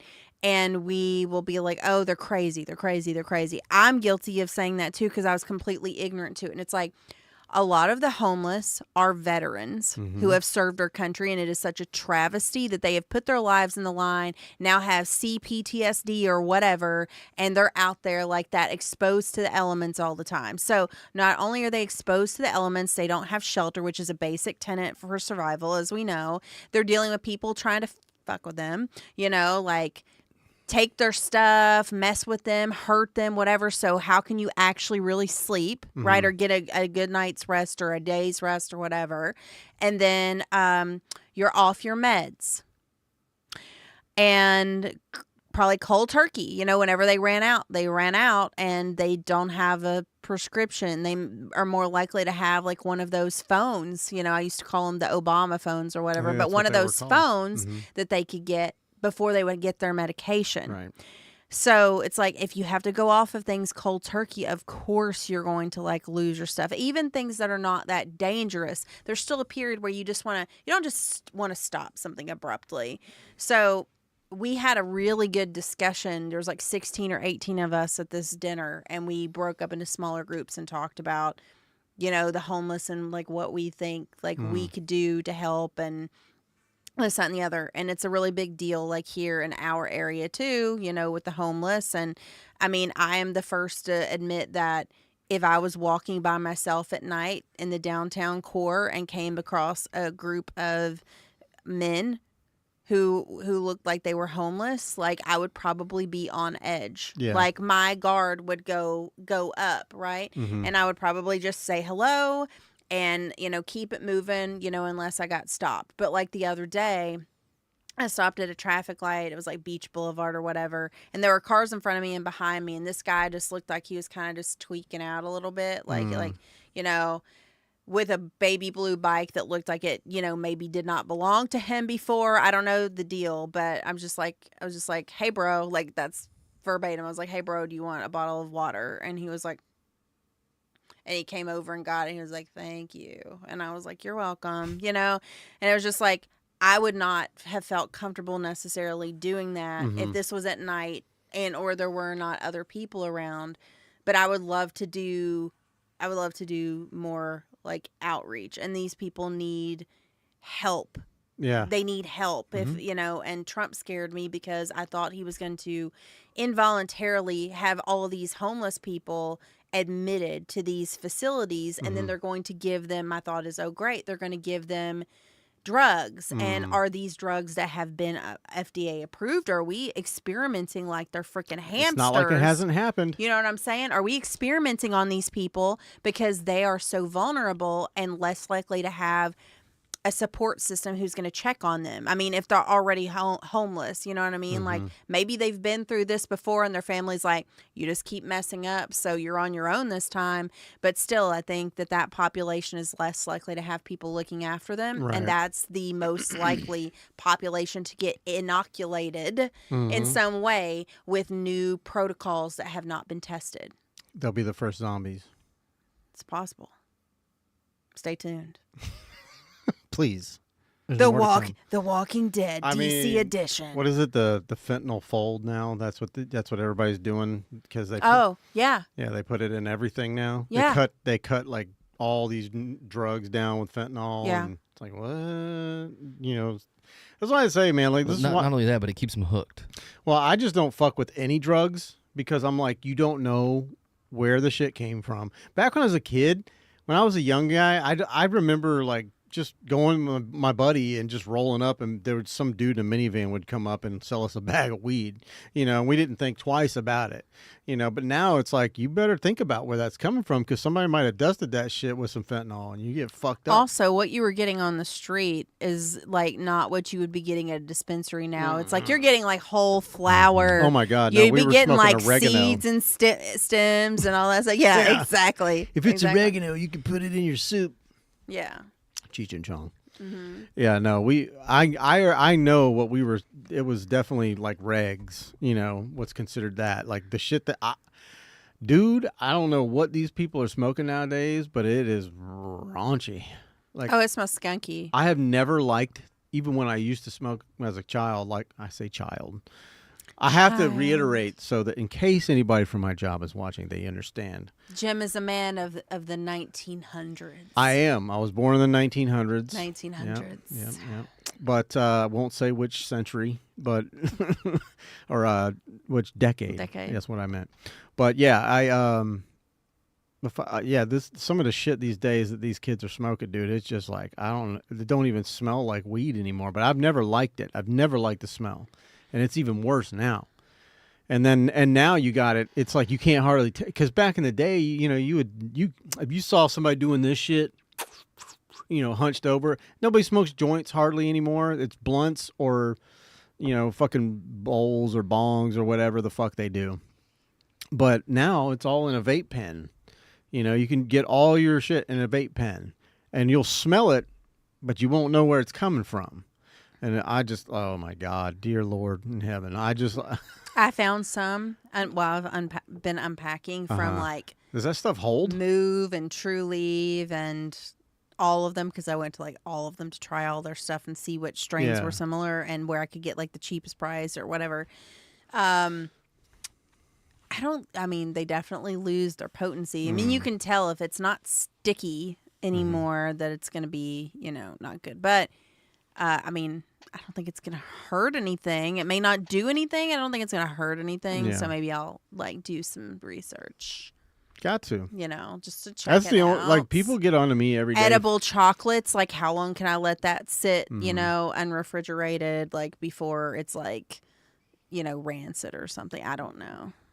I'm a little more about like sea salt caramel chocolate, THC edibles. Yeah. Yeah, but really, why would you let it sit around? You know what I mean? Like, because some of us have been in positions, just you know, just like you are, where it would not be ideal to be drug tested. You know what I mean? Like to be on the up and up and stuff. Yeah. So 100%. But I honestly just think it's silly. I think it's fucking silly because like people are doing it already, and alcohol is horrible for your body. Alcohol is poison. I mean, poison. Most of us still drink it at some point anyway. It's like, oh, it's like the toast at midnight on New Year's Eve. Everybody has some, or, you know, it's almost like other people are uncomfortable if you're in a situation and they're all drinking and you're not, you know. And as a woman, I can't tell you how many times people have asked me if I was pregnant or something in my younger years because I wasn't drinking. Yeah, I don't, you know, it's been almost 9 years for this guy, and I'm happy as a clam. You know, I can go into social. I've learned that the only reason that I was so social back in the day was that I would be fucking drunk.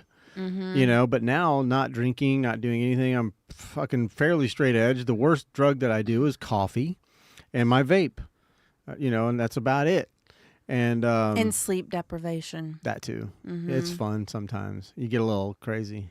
Yeah. Last week, last Friday, I worked and then I stayed up it was over. It was like 30 hours. I was awake. I was like, wow. You start to. I go to bed late a lot, but I still need to be home a couple of hours before I go to bed. Wind so down. I can wind down. Like I don't want to be out in these streets at like 3 a.m. Well, there ain't shit to do. Everything closes at 1:30. Only thing you can do is go to Waffle House and watch fights happen. Trust me, there are things happening that late if you're in the right place. Yeah. You know. Well, Waffle House is where you want to go for that. We have one now on the north side. Do you? Mm-hmm. We've got one. We've got a bunch of them around here, but this is like the place where I think this is where the Waffle Houses were bred out here in this area. So let me tell you, like guns are always on my mind now because we are close. Guns are always on my. Sorry. It's a song. It is. We're very close to a gun club. Oh, nice. So a gun club? What is a gun club? You mean like a target place or like where you can go shoot? An outdoor one. So you we got an indoor one right down the street. Yeah. Outdoor. Okay, so you're very hearing close. it all the time. My dog is also hearing it. And she's like, oh. And so apparently, so guys, like they're grandfathered in into like the noise ordinance from when they were founded, which was like 1975 or something like that, or 1980. It was a while ago. So basically, they can do whatever they want within those. How late do they shoot? Past 8:30 sometimes, especially on Wednesday. The days that they list as being closed, they're not always closed. They may be closed, but they're that doesn't mean that they're not shooting. They host tournaments there all the time, and they just built a new structure in the last few months that is right up on the other side of a tree line, which is backed up to our property. Yeah. Hopefully they got a nice berm over there. Catching stray bullets flying. Well, through. I don't know. Like there's some like weird holes on the stucco or whatever. Oh, that's not good. That I don't know like where that has come from. So I'm a little unsettled about it. Yeah. But I put in a 311 thing about it. That was how I found out that they're grandfathered in and that there's like sorry, there's nothing we can do. And I'm like, well, unless they're not following safety protocols or unless they make an alteration to their operation, like that substantially changes it. So to me, adding an entire new building that's like right on top of a property line and increasing the number of people that they can hold in there when they're all around neighborhoods, I'm like, to me, that should change it. I don't like that they're shooting after dark. Like, to me, I think that just sounds dangerous. Yeah. 100%. 100%. But like, you said noise ordinance, and I was that's Duval, right? Yeah. Because people could get written up for cutting their grass before whatever time it is, 7 a.m. or 8 a.m. because the decibel level, if they were able to catch them, some city official was able to catch them do it, they could get a ticket for that. And we lived in a neighborhood with somebody when we moved here who was making industrial level noise all of the time because he was welding and building boats in his backyard in an HOA neighborhood. Awesome. So we tried to talk to him about it, and he could never hear us when we're like talking to him. I'm not just going to walk into his yard. I think he got cited because he came and knocked on our door about it. And I was like, bro, I'm not going in your backyard and getting shot at. Like, if I knock on your door and I knock on your fence, that's all I'm going to do. I'm not just going to walk up in there on you. So. Now, I learned some shit about the noise ordinances out here where I'm at because we've got some, there's no HOA in my neighborhood, which I love. I fucking wouldn't. I don't care what the neighborhood looks like. I don't give a shit. If I want to plant a fucking peach tree in my front yard, and I'm not gonna have somebody coming around going, you can't fucking do that. It's not. And fuck off. Yeah, and you're not gonna pay them to tell you what you can't. Right. I'm not having it. I get the idea. Okay, it keeps the neighborhood nice and it keeps the value of the. I don't fucking care. I really don't. I don't. And I honestly think that we're going in a direction where people are caring less. Anyways, well, we had some people that would thump fucking outdoor music, and you can hear it. I could be sitting on my couch and I have my TV all the way up and I still hear it. And me, along with almost probably every other person in this neighborhood, has called the cops at one point or another. And, I just remember the last time it happened, and I called. The lady came, and a lady cop came, and she parked in by my house, because I guess they get the address or whatever off the caller ID thingy or whatever whatever the fuck they do. I'm like, oh, I didn't tell you my address. They knew right where I was at. And she comes to me and she's like, I'm gonna go check it out, but basically the rule was they could go all night, as long as it's not continual. If there's a period of time, if it's over 3 minutes or 3.5 minutes continuous noise that can be heard from inside someone else's house, then they're in violation. So what they were doing was they would play the music, and it would be like 2.5-minute songs, and then as soon as it would stop to go to the next song, instead of just flowing right in like a CD or whatever, and the song would kind of like peter out, and then it would stop, and then it would come back with the next song, and that's what they were doing. And she was like, ultimately they're within their rights. It's not like, because I was like, isn't there like a 9:30 or a 10 o'clock fucking cutoff or shit? And she's like, nope, that's never been true, not in this county anyways. And I'm like, oh, well, that's fucking weird, because I've always been told that when I played in a band, in Jacksonville. No, because they just wanted you to be quiet. I was, yeah, I one of us or whatever, but we like read up on the fucking law and was like, you can't no loud music after a certain time.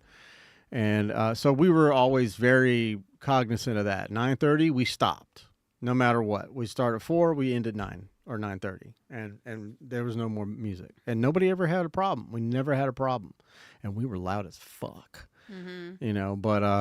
But yeah, so out here, that's the way it goes. They're like, yeah, I mean, literally, they can just keep. If they had a song, I mean, they could do this shit all night as long as they stop it occasionally. I am all about like having, small, of course, self-government being like the smallest form of government, but I'm all about having the small stuff, like maybe, it's even unofficial, but like your neighborhood like gets together and you decide like what's acceptable in your neighborhood or whatever, right? But there are things that are legal, and then, it's like, okay, well, this can't be enforced. But also, like, don't be an asshole. Yeah. Like, you know how it is. Sounds like, pretty easy. Yeah, you know how it is around here, like 4th of July and whatnot. There's only so many days that you're technically allowed to be shooting fireworks. You just heard one. Did you hear that one? I didn't know if that was a gunshot. It could have been a gunshot, but I mean, you never know. We are in Redneckville. Yeehaw. Yeah, but yeah, they were starting that like the last year I was here, setting off fireworks in the middle of the street at like 2-3 o'clock in the afternoon. So I'm walking my dog. I'm like, all right, let me walk her before this craziness starts. Yeah.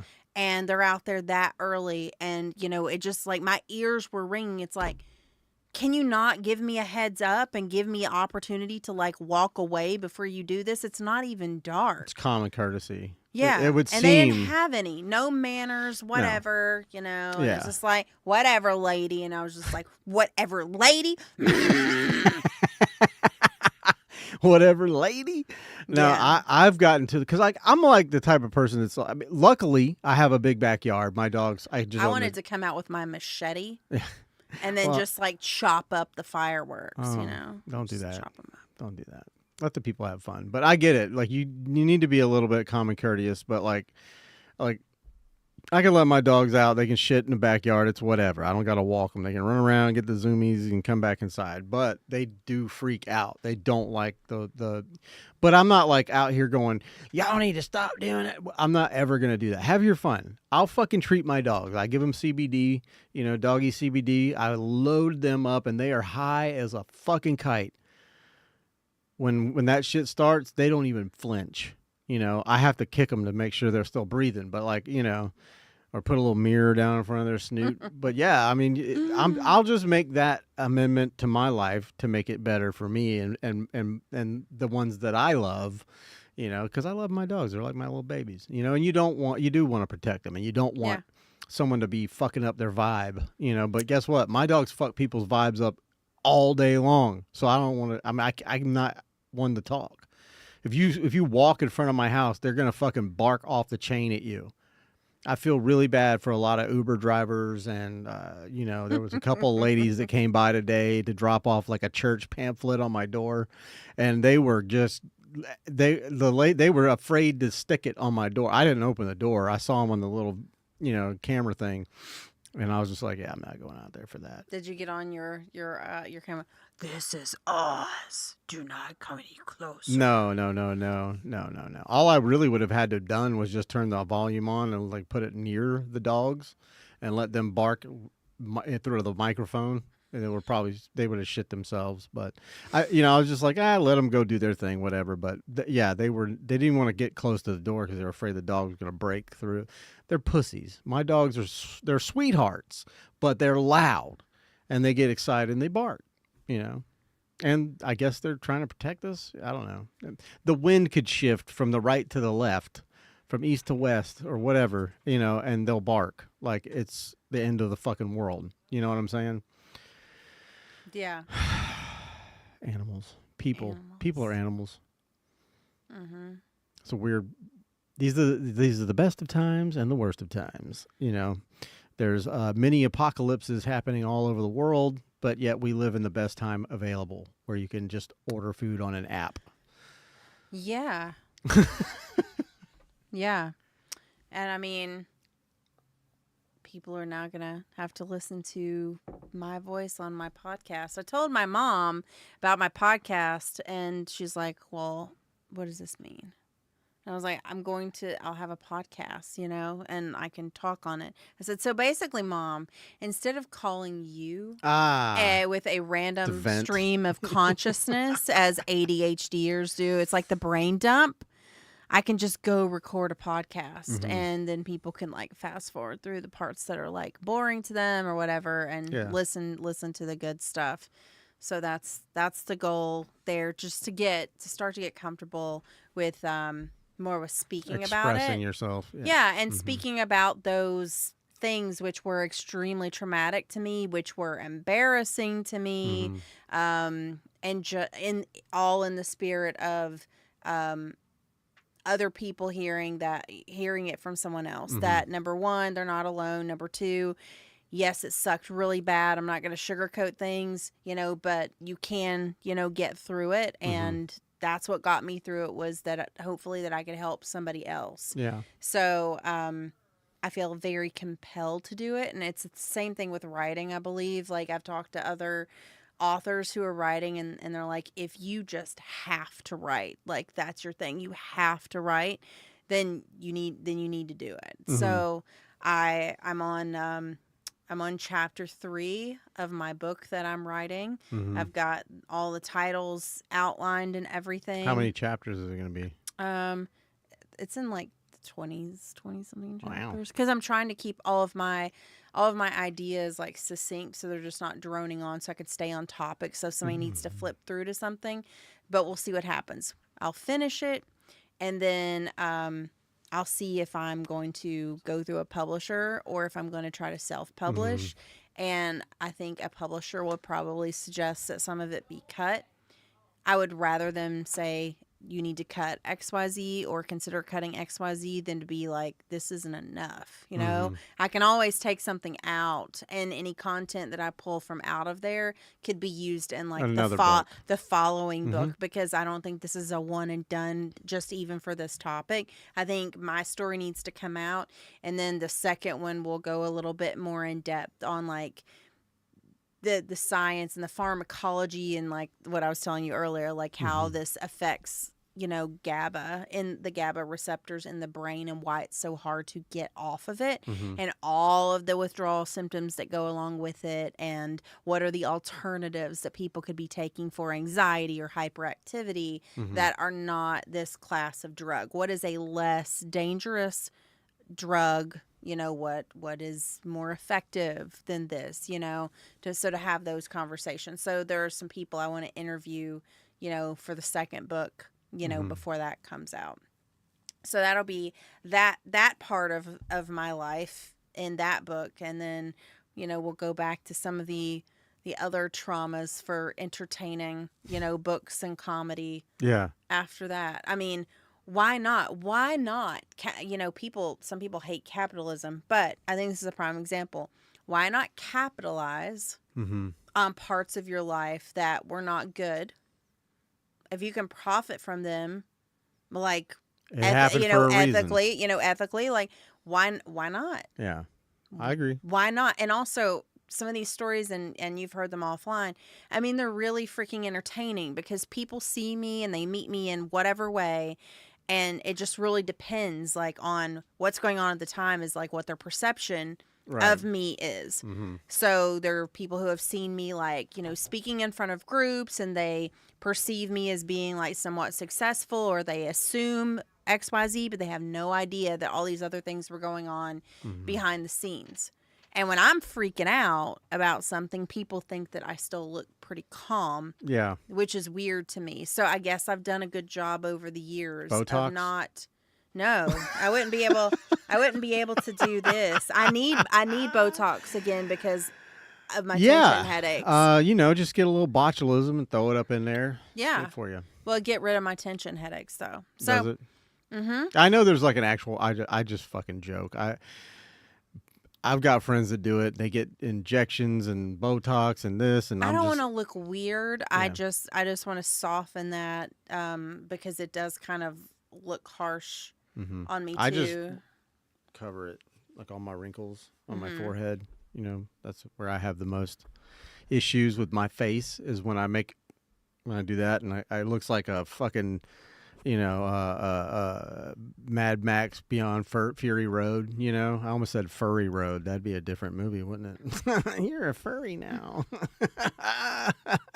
So you're doing. We don't know what that is. Yeah, right.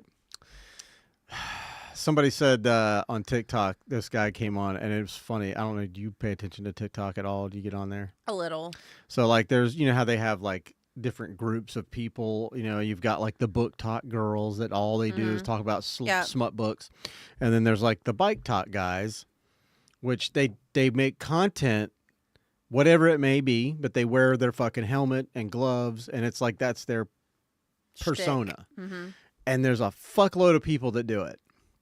And this dude comes on and he goes, all you bike talk guys, all you bikers out there that wear your fucking helmets to make content with, you're just furries, but with like better transportation. I thought that was the funniest shit. And it was like just that. And then he dipped out. He's like mic drop and just took off. I was like, that's hilarious, dude. Because you're kind of right. You're and then hiding. You see like another video where they've got that in there, and then they cut to a guy with a helmet on Googling what's a furry. What's a furry? If you don't know by now what a furry is, you've been sheltered. I think a lot of people know. They have furries come up a lot in comedy conversations. Of course, because they're fucking insane. They're insane people. And I'm not even sorry. Like, if you're a furry, I'm not sorry. I was watching the opener for Fortune Feimster, and he's somebody that I've met a couple of times through, like, the local scene. And he said that somebody at one of his shows recently had spoken up about something related to furries that he said. And he's like, DC people are freaks. And But this woman apparently said, yeah, my employer knows all about it because you get polygraphed for government jobs. Wow.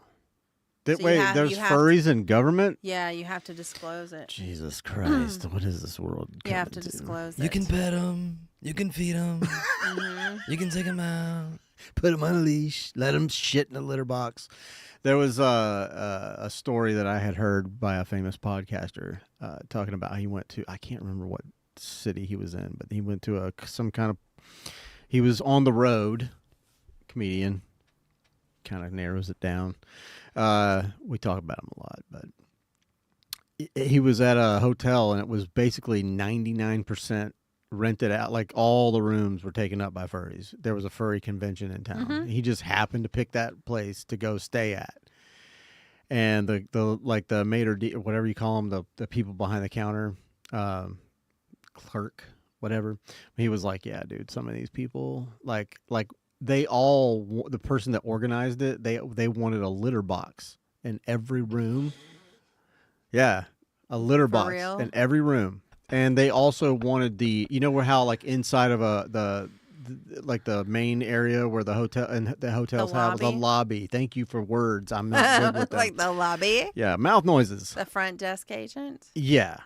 So in the lobby where they'll have like trees like growing or whatever, or fake trees, but the ficus trees. Don't whatever. Fucking tell me they were pissing in them. No, but they wanted they wanted the dirt replaced with litter so they could. Oh my god! And they were like, "Yo, nah, we're not doing none of that, bitch. No, this is like a 5-star hotel. Like, no, we're not doing any of that." So they just brought their own. These people brought their own litter boxes and litter. And that, I'm sorry, if you think that you're an animal and you have to shit in the litter box, you belong in an insane asylum. Personally, that's my personal opinion.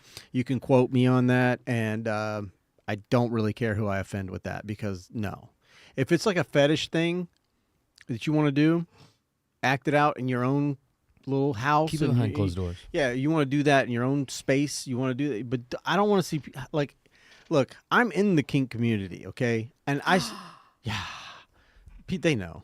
They know. I talk about my, ethically non-monogamous. I'm a slut, okay? But anyways, I don't want to see you leading your girlfriend, boyfriend, aka dog, bitch, whatever the fuck you want to call them, on a leash. I don't want to see that. You want to walk into the sex club. You want to walk into the kink community club or whatever where you're going, and then attach it. It's still questionable to me, because I honestly don't like that. That's just not my thing. But I'm not here to yuck people's yums. I was just going to say that. No. I would never judge anybody, but it's also like, don't walk down the street with like people and kids out, dragging your significant other around on a leash and making them drink out of a fucking bowl on the ground. Like, get a fucking room. That's all I'm saying. Have some care, I'm not asking you to go to church and like get Jesus in your life, because I don't do that. I feel personally attacked. I'm just kidding. Well, I mean, that's just, like I said, there's certain things I just can't abide. The dude cannot abide. You know what I'm saying? I got told I looked like the dude last night. Maybe just because the ponytail. I had my hair down. With your glasses off? Off. Hair down? Yeah. It could happen. Oh, let's see. Very rarely do I see you without your glasses nowadays. It's a different person. Who is that? It's nice to see you letting your hair down, Jim. Yeah, but like I was just like this.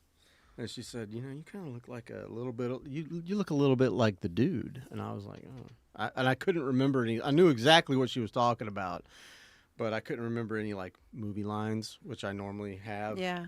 I'm so jealous of your hair. Yeah, a lot of people are. It's weird. Kind of want to pull it. No. Fuck off. No, but yeah, I get people all the time, like, let me hey dude, just cut like 3 inches off and like make a wig out of it, and I can use that. I'll just enough for a toupee. I'm like, nah, dude, how about no? Or you can give me like $4,000 and I'll do it. Because I'm not doing that shit for free, bro. Maybe he was born with it. Huh? Maybe it's maple beans. Maple beans. Fucking silly bitch. So how long is your podcast? Are you shooting for it to be? Like the time wise, like each episode? I think like 30 minutes is probably a good sweet spot. 30 minutes ish, and try to stay on topic for those. Because otherwise it's just going to be like whatever. And then I'm going to need to have subject matter experts on too. Otherwise, it's just going to be like, the same stuff. Yeah. So I want to hear about other people's experiences. Mm-hmm. There's a book that I read, only one book that I have read that has there's a woman in that, and she has an experience that's very similar to mine, and it's brutal. And that book has done very well. There should be more books out there, like for people to see, what's going on. And there's really not. So if you search opioids or anything like that, There's a ton of things. There's a ton of things on the shelves at the library. There's a ton of things on Kindle. I've personally been to the downtown library in Jacksonville and looked, and there's like nothing on benzos like that. Like nothing. Yeah, they don't want that out. You can't get that out. No, people are just not really, they're not writing on it. There's like so few things. Do you think that it's that, or do you think that it's being like suppressed? Well, I definitely think that there's a cover-up by doctors in the pharmaceutical industry on how dangerous these things are to get off of them. I think they are just trying to find some sort of a solution, and like they're throwing, it's like throwing spaghetti at the wall to see if it sticks. If you're trying to fix somebody's ailments and you've already tried everything else available to you, you're just like hoping and praying that this works because you've already done everything else. And it's like, I mean, what do you do? Like, what if it does work and it works really well? And generally it does. Yeah. But very quickly, you need more. And then what you don't know, or what I didn't know, what many people didn't know, is that you're in active withdrawal once you become chemically dependent on it. So you're antsy, after a certain number of hours before it's even time to take your next dose again. So you're feeling jittery, or you're having a headache, or whatever. Maybe your hands are shaking. Whatever that is, you're in active withdrawal because it's already bound to the GABA in your brain, and you're hooked. So it's going to be interesting to how to explain this in such a way that it's like, no, this is not like straight up addiction. This isn't people doing something, most of the time, if they're taking it as it's prescribed, they're not doing that because they're trying to like get high or they're trying to escape from life. They're doing that to help them, cope and be in society and work and do the things that they need to do. That's what they're trying to accomplish here. But unfortunately, when your body becomes dependent on it, you're going to seek it out. Right. When you don't have it, you leave your stuff at home. You are frazzled. I mean, I was there, like extremely frazzled if I didn't have my meds or whatever. And it was like way past the time. I could feel it. Like it felt like I was, like my chest was tight and like I was about to go into cardiac arrest. Like, and then of course on top of that, I'm panicking already. But just like addiction, this is where it doesn't really matter, like the origin of it. We all ended up the same place in a rehab facility. And, they get off of their stuff, people on opioids or whatever else, and it's uncomfortable for a few days, maybe a couple of weeks or whatever, and they're off of it safely. Then they have to address the root cause of their addiction, which is done outside of rehab most of the time, right? Like in IOP, intensive outpatient care. For people like me who had to leave after a few weeks, it took me like a whole year before I could even work. My brain was not working. I was having rebound panic attacks. I was just an absolute hot mess. Like I even tried to work and I just like walked off the job one day. I've never done that in my life. I thought I was going to die. I was just like, I have to go. I was so stressed out about something. I don't even remember what it was. My heart was just beating out of my chest on the way home. It's like, I can't do this, but I did. And I've never went back to that drug, to that particular one. However, this is the kicker here too, and not something that I've told a lot of people because it felt like to me I failed. My blood pressure was completely all over the place and uncontrolled. They call it labile, L-A-B-I-L-E, blood pressure, and it gets dangerous. So I am on another benzo, a very small dose, and I've been on that since my psychiatrist prescribed it to me after rehab. And I don't want to take that either, but I'm trying to get this one book out, and then I kind of want to document what happens, because he's just like, oh, it's just a small dose. Like, you could just stop taking it. And I know that I will not be fine if I just stop taking it. That's the thing. So it's like, for the small little dose, I will probably go out like on my own and like have this medication compounded so I can take a slightly less, like minuscule amount less over a period of time. Wean yourself off. Instead of just be like, let me just cut this in 4 and take this for the next few weeks like this and be done with it. Like, I need to get my body acclimated because I almost died because my blood pressure was up and then down. My heart rate was up and then down. Yeah, just be careful, coming off of something like that. Well, I'm not. Yes, oh, definitely. But I'm not doing it. I'm not doing it right now. But that's the plan. After I get some. That's why it's so bad. You have to plan to get off of it. Yeah. You have to make sure that you have all your ducks in a row. You've got a support system ready. Be good if you're medically supervised. That everybody knows. What's happening. Because your mental state and your mood is all over the place, and it's not directed at anybody. But I was a bear during that time. I mean, I had every single side effect, I think, except for like just profusely sweating. So I was shaking so much while I was in that facility on I think it was maybe Thanksgiving or something. Thanksgiving 2020 during COVID, I was in rehab, and I'm sitting here just trying to eat a bowl of cereal and could barely eat my cereal with a spoon because I'm shaking milk everywhere. I could not sleep.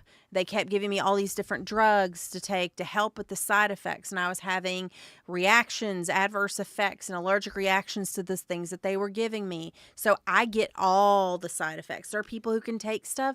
Maybe they would have a better experience. But they put me on everything. And I just felt like mentally I was just all over the place. I was like, I got to get out of here. And then some stuff was happening on the home. And that's inside rehab. Yes. And then some stuff was happening on the home front, and I needed to leave. So it was such a hassle to try to get myself out of there. They would not they wouldn't give me a script for the benzo that I was on because you can't leave rehab being on a benzo. So then I had to leave without. And then my only option was go back to the Klonopin that I still had a, reservoir stash of because obviously just in case of emergency or I changed my mind, or wait to see the psychiatrist. I tried to wait and it ended up in the hospital. My blood pressure was through the freaking roof. And I was like, look, I know this is how bad this is going to sound. I just got out of a rehab facility, and let me tell you that I voluntarily checked myself in there. I was taking this medication, told them what it was, told them why I was taking it, that I was prescribed it, taking it as prescribed. I'd been taking it for a long time, which was the problem, and that my blood pressure had been fluctuating, and I'd already been in the hospital, but they wouldn't let me leave, and I had a family emergency I needed to take care of, so I had to leave without a script. I said, I see my psychiatrist in 3 days, and I don't have any of the medication I'm currently taking. I was like, you can drug test me, whatever you want to do, but that's the only stuff. I can tell you, I can show you my records from this place so you know what's in my system. Right. So talk about I felt like I had to talk to people like they were perceiving me as I was a criminal. You already had it in your head. Even though that I didn't do anything wrong, because when I went to the hospital during rehab, they'd taken all of my stuff. They take all your IDs, all your credit cards from you, and lock them up, and you can't break out of there. If you get any mail, they're searching it for contraband, so it's like jail. I did a comedy PowerPoint on how rehab is like jail. I'll have to show that to you sometime. That was fun. That'd be hilarious. But they're just talking around you like, oh yeah, another one from that rehab place or whatever.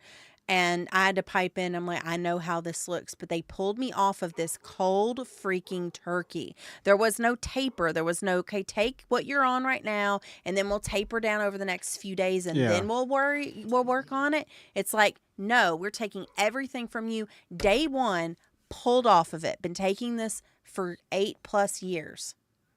Cold turkey pull off. Since I've been doing all of my research, there's another method. It's called the Ashton method. It's the doctor who came up with this.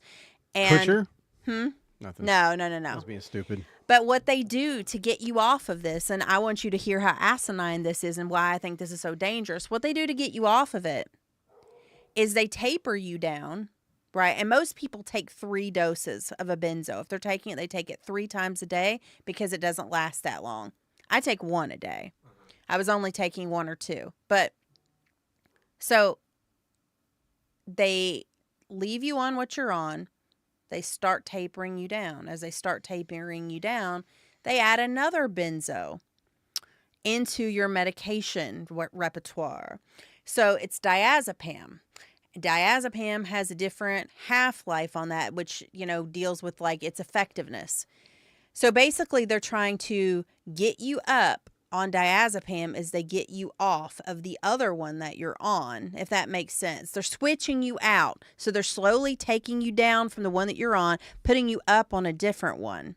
Isn't that counterproductive though? I mean, like, in theory, yes, but like so if you're not on a super high dose and you haven't been on it for too long, I see like how that could work, because by the time, in theory, you're off of both of those before you're chemically dependent on the second one. So it's basically just kind of the helper, with like the side effects and stuff as you get off of the first one, and then you like just quietly like ease off of the second one. But the problem was, in other cases, and in my case, Klonopin has a really long half-life, so you're just stacking them. It's like a day and a half or something like that. Don't quote me on that, but it's a while, versus like Xanax, it's just a really short half-life. So you take Xanax once, and it's out of your system, and you take it the next day, and you're not stacking. But Klonopin, you take one, you take another, and it's just like you're stacking it. So you're continually just adding on top of it all the time. And because it's so long lasting, there's nothing longer lasting that they can give you in that class of drug that would help with those effects. So effectively, this Ashton method I was just telling you about, I don't think it really works that well for Klonopin, because diazepam isn't a longer half-life than Klonopin, if I remember everything correctly. So there's all this stuff, but still nobody has a tried and true, like, hey, yeah, this is going to suck, but we can get you through this. We can manage the suck. There's nothing out there, to my knowledge, that is somewhat organized and decent and tried and true. So people are just on their freaking own trying to do this at home. And that's why I said that book that I read about that other lady, she's like taking a knife and she's slicing off a little slice of her pills every night and like putting it to the side to take just a little bit less. The danger is you can have a grand mal seizure and die, because just like alcohol, if you abruptly stop, it can kill you. And she ended up going into, I think she had a seizure one time. I think she may have went into cardiac arrest like another time or whatever. Something. So she was doing it too fast, coming off of it. Like maybe she should have waited every other day. If she was truthful in the way that she was writing, I think she was probably like on target for like what the doctors would tell you to do.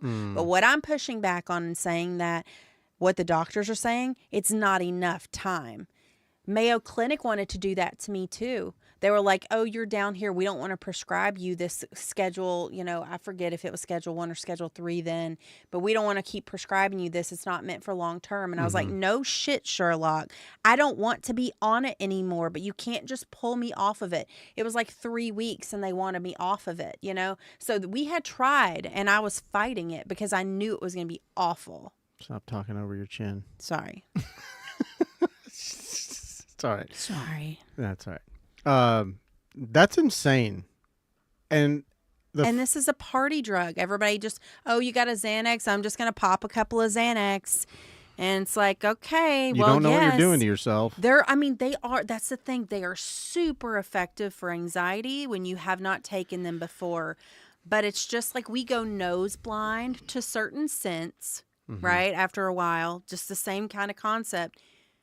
We get accustomed to that in our system. Our brain attaches to that, and that is our norm. Now we have assumed this new norm that we don't operate without this new thing that's been introduced. It is ours now. We have bonded with it. It is our friend forever, and then our brain doesn't want to let go of it.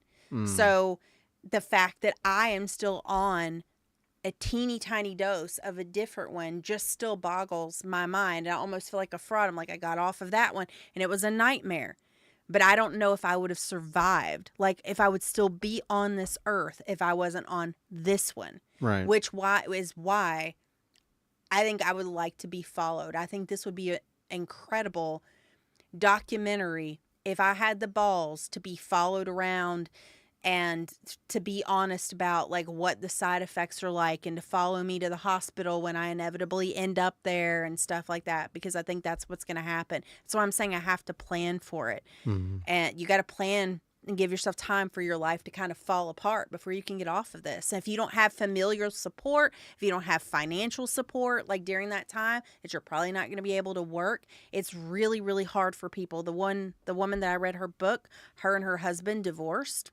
They had kids at the time, and while she was tapering off, she had to go live somewhere else because they were afraid that she would scare the kids with her behavior while she was withdrawing. Mm-hmm. Have you ever looked into ibogaine? Have you heard about? You know what that is? No. Look that up, Pat. I want to. It's yeah. I don't want to say anything, but I've heard about it, and I've heard that there's been people that were like on specific medications that are very, very addictive, and that they get on they go and do a ibogaine like treatment, and it basically rewires your entire brain. Yeah, I do. I mean, obviously, ketamine is a thing that's done like in offices and supervised. You know, and also people have abused ketamine. Like I think Matthew Perry was abusing ketamine, and that's what killed him allegedly. And maybe even some other people too, some other famous people. Right. But the cardiovascular side effects like are the ones that give me pause, because if you've been on, you know, psychotropics or, you know, psychedelics or whatever, you know, like your heart rate increases and stuff like that. And if you don't do it right, like you can blow up somebody's heart. You can't just do ibogaine. Like you have to go to a treatment center. It's like, that's the law. I mean, it's I think they said it's Schedule 1. So it's a controlled substance, but it has had tremendous results from what I understand with 80%. A lot of people. So this is a treatment. Is it like a one and done thing, or do you have to so. take that? I know I've heard stories of people that were like addicted to all kinds of drugs, and they go to a treatment center and they have the treatment done, and they're like never touched any drugs ever again. Like it just, I don't know what it does to you. What I've I've heard people describe what it does, and I've heard like, you know, they're like, you know, there's like ayahuasca where it's like, you know, you're going out and you're looking at the cosmos and all this crazy shit. But like with ibogaine, it's almost like a psychedelic, but it like turns you inward.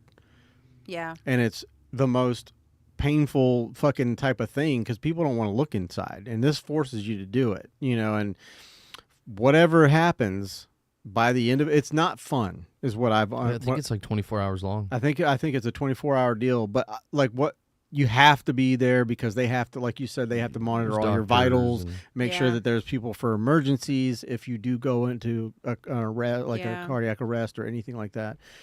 But it's also like, it's again, this is just from what the stories I've heard, whatever that type of research is. What is that? Anyways, you know what I'm saying? Like you just hear stories about people that have done it. Yeah. So, and it seems to have done wonders. And I mean, they are opening more centers, I think. So, you know, I mean, I would love to, you know, I'll look, more. Yeah. Look into this and also see like, who the clinicians are that are leading this and what their research is, what their findings are, how big their sample size is, like, you know, and then like, you know, what age are these people? Did they have existing cardiovascular disease? Like, is it contraindicated for people? Yeah, there's a lot of with that information that needs to be looked at, obviously, before you just. My fear is just always that anything that seems like it's like a miracle or something, you're gonna just end up on something else. Right. That's my fear. Like my fear is I don't want to have debilitating anxiety and panic like I had when I was coming off of that. What I experienced even while I was on it after a while, long term, it was worse than what I was initially treating it for. It Right, made things worse, and then you're stuck with it. Mm-hmm. Now, there are people who take these as anti-seizure medications, and they may be stuck, like taking them forever. Like that if it works for them, that's it. But I have never had a seizure, to my knowledge, and I should, in theory, be able to just stop. And that's what I wanted to do. I was like, it's not working. That's what brought this whole thing up. I'm like, it's not working anymore. Mm-hmm. I don't want to take more of it. I just want to stop taking it. And then I realized that I couldn't. And then I went down this research rabbit hole. And just to put things into perspective, like, because I want people to hear it from me, like when I was at that rehab place, it was a really nice facility, overall. The people were not all that great, but well, let's just say all of them were not great. But like the staff and stuff, because they're there to make money. Mm-hmm. It's an addiction facility. They're there to make money. They want to keep you there for as long as possible, because the longer you're there, the more they can bill your insurance, and they try to scare you that you can't leave because it's AMA, which is against medical advice. They made it really difficult for me to leave, and I even had my car there. I was like, I want my keys. I want my shit. I need to go. And I had really good insurance, and I'm sure they wanted me to stay a while, but the people that were in there with me were largely healthcare providers. This was during COVID. They were overextended. A lot of people were getting meds that were intended for patients and taking them and not actually giving them to the patients. Oh, fun. There were people who made medical errors and gave people things that could have killed them, but actually caught it, before it did, and was able to reverse stuff. And these were people who were like good at their jobs essentially, and just like really, really stressed. So the medical field, it was very few people who, and entrepreneurs and stuff, but there were very few people who were there that seemingly just like kind of came off the street and that were like street drug users. And people would be like, what's your DOC? And I'm like, what's DOC mean? And they're like, drug of choice. I'm like, none, and then after I got out, people were like, I thought you went to rehab. Like, why are you drinking? I'm like, I don't have a problem with alcohol. I never did. And before I went to rehab, I went to a Narcotics Anonymous meeting or two, went to a couple of AA meetings, and I felt like I was intruding and they were like, oh, hi, you're here. Who are you? Like, let's get you a sponsor. I'm like, I don't even really drink. So well, I think there's nothing out there for us. That's the problem with the narrative, I guess, today in the world. People don't realize that when you go into a rehab, it's not necessarily that you're like, oh, I'm a fucking drug fiend. Like, you could have had back surgery, they put you on something, and now you need to go into a facility to be weaned off of it. A lot of people don't think about that type of shit. They're just like, ooh, you were in rehab, you were really fucked up. What was your drug of choice? Like, what were you, a heroin user? Whatever, it's like, not everybody's in there for that. Some people are in there to medically get the fuck off of this stuff because, like you said earlier, and like a lot of people do know, and a lot of people don't know, that if you just quit cold turkey, there's a good fucking possibility that you're not gonna make it, and that's the scary part. And then you're like, well, shit, if I stop, I'm gonna die, knowing all the medical risks. Yeah. So you keep doing it, and they just keep fucking supplying it. That's the even crazier part. Well, they make a lot of money from this. So one thing that I found, and I want to do more research into this, but you've heard of the Sackler family? I have. Okay. So OxyContin, right? Mm-hmm. So I was in a thrift store looking through books because I'm a nerd like that. And I came across a psychiatry book from like way back when.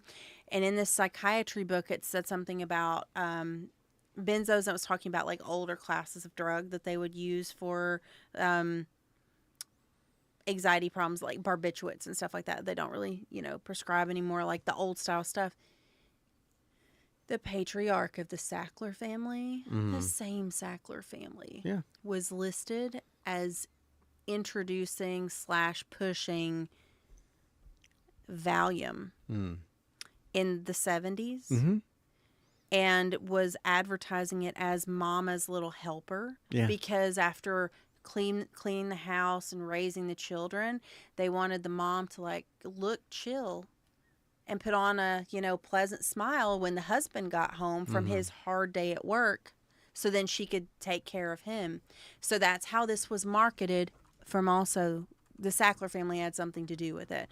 So I haven't gotten down that rabbit hole yet because I'm actually trying to like write instead of do all of this other research. Yeah, they made $10 billion off of Oxy, and then they got fined $6 billion, I believe. Right. Correctly. But I feel still like made 4. I feel like with all of that, they probably would try to bury that they had something to do with like the benzos in like this 1970s. They had legislation passed for them specifically that they could not be prosecuted.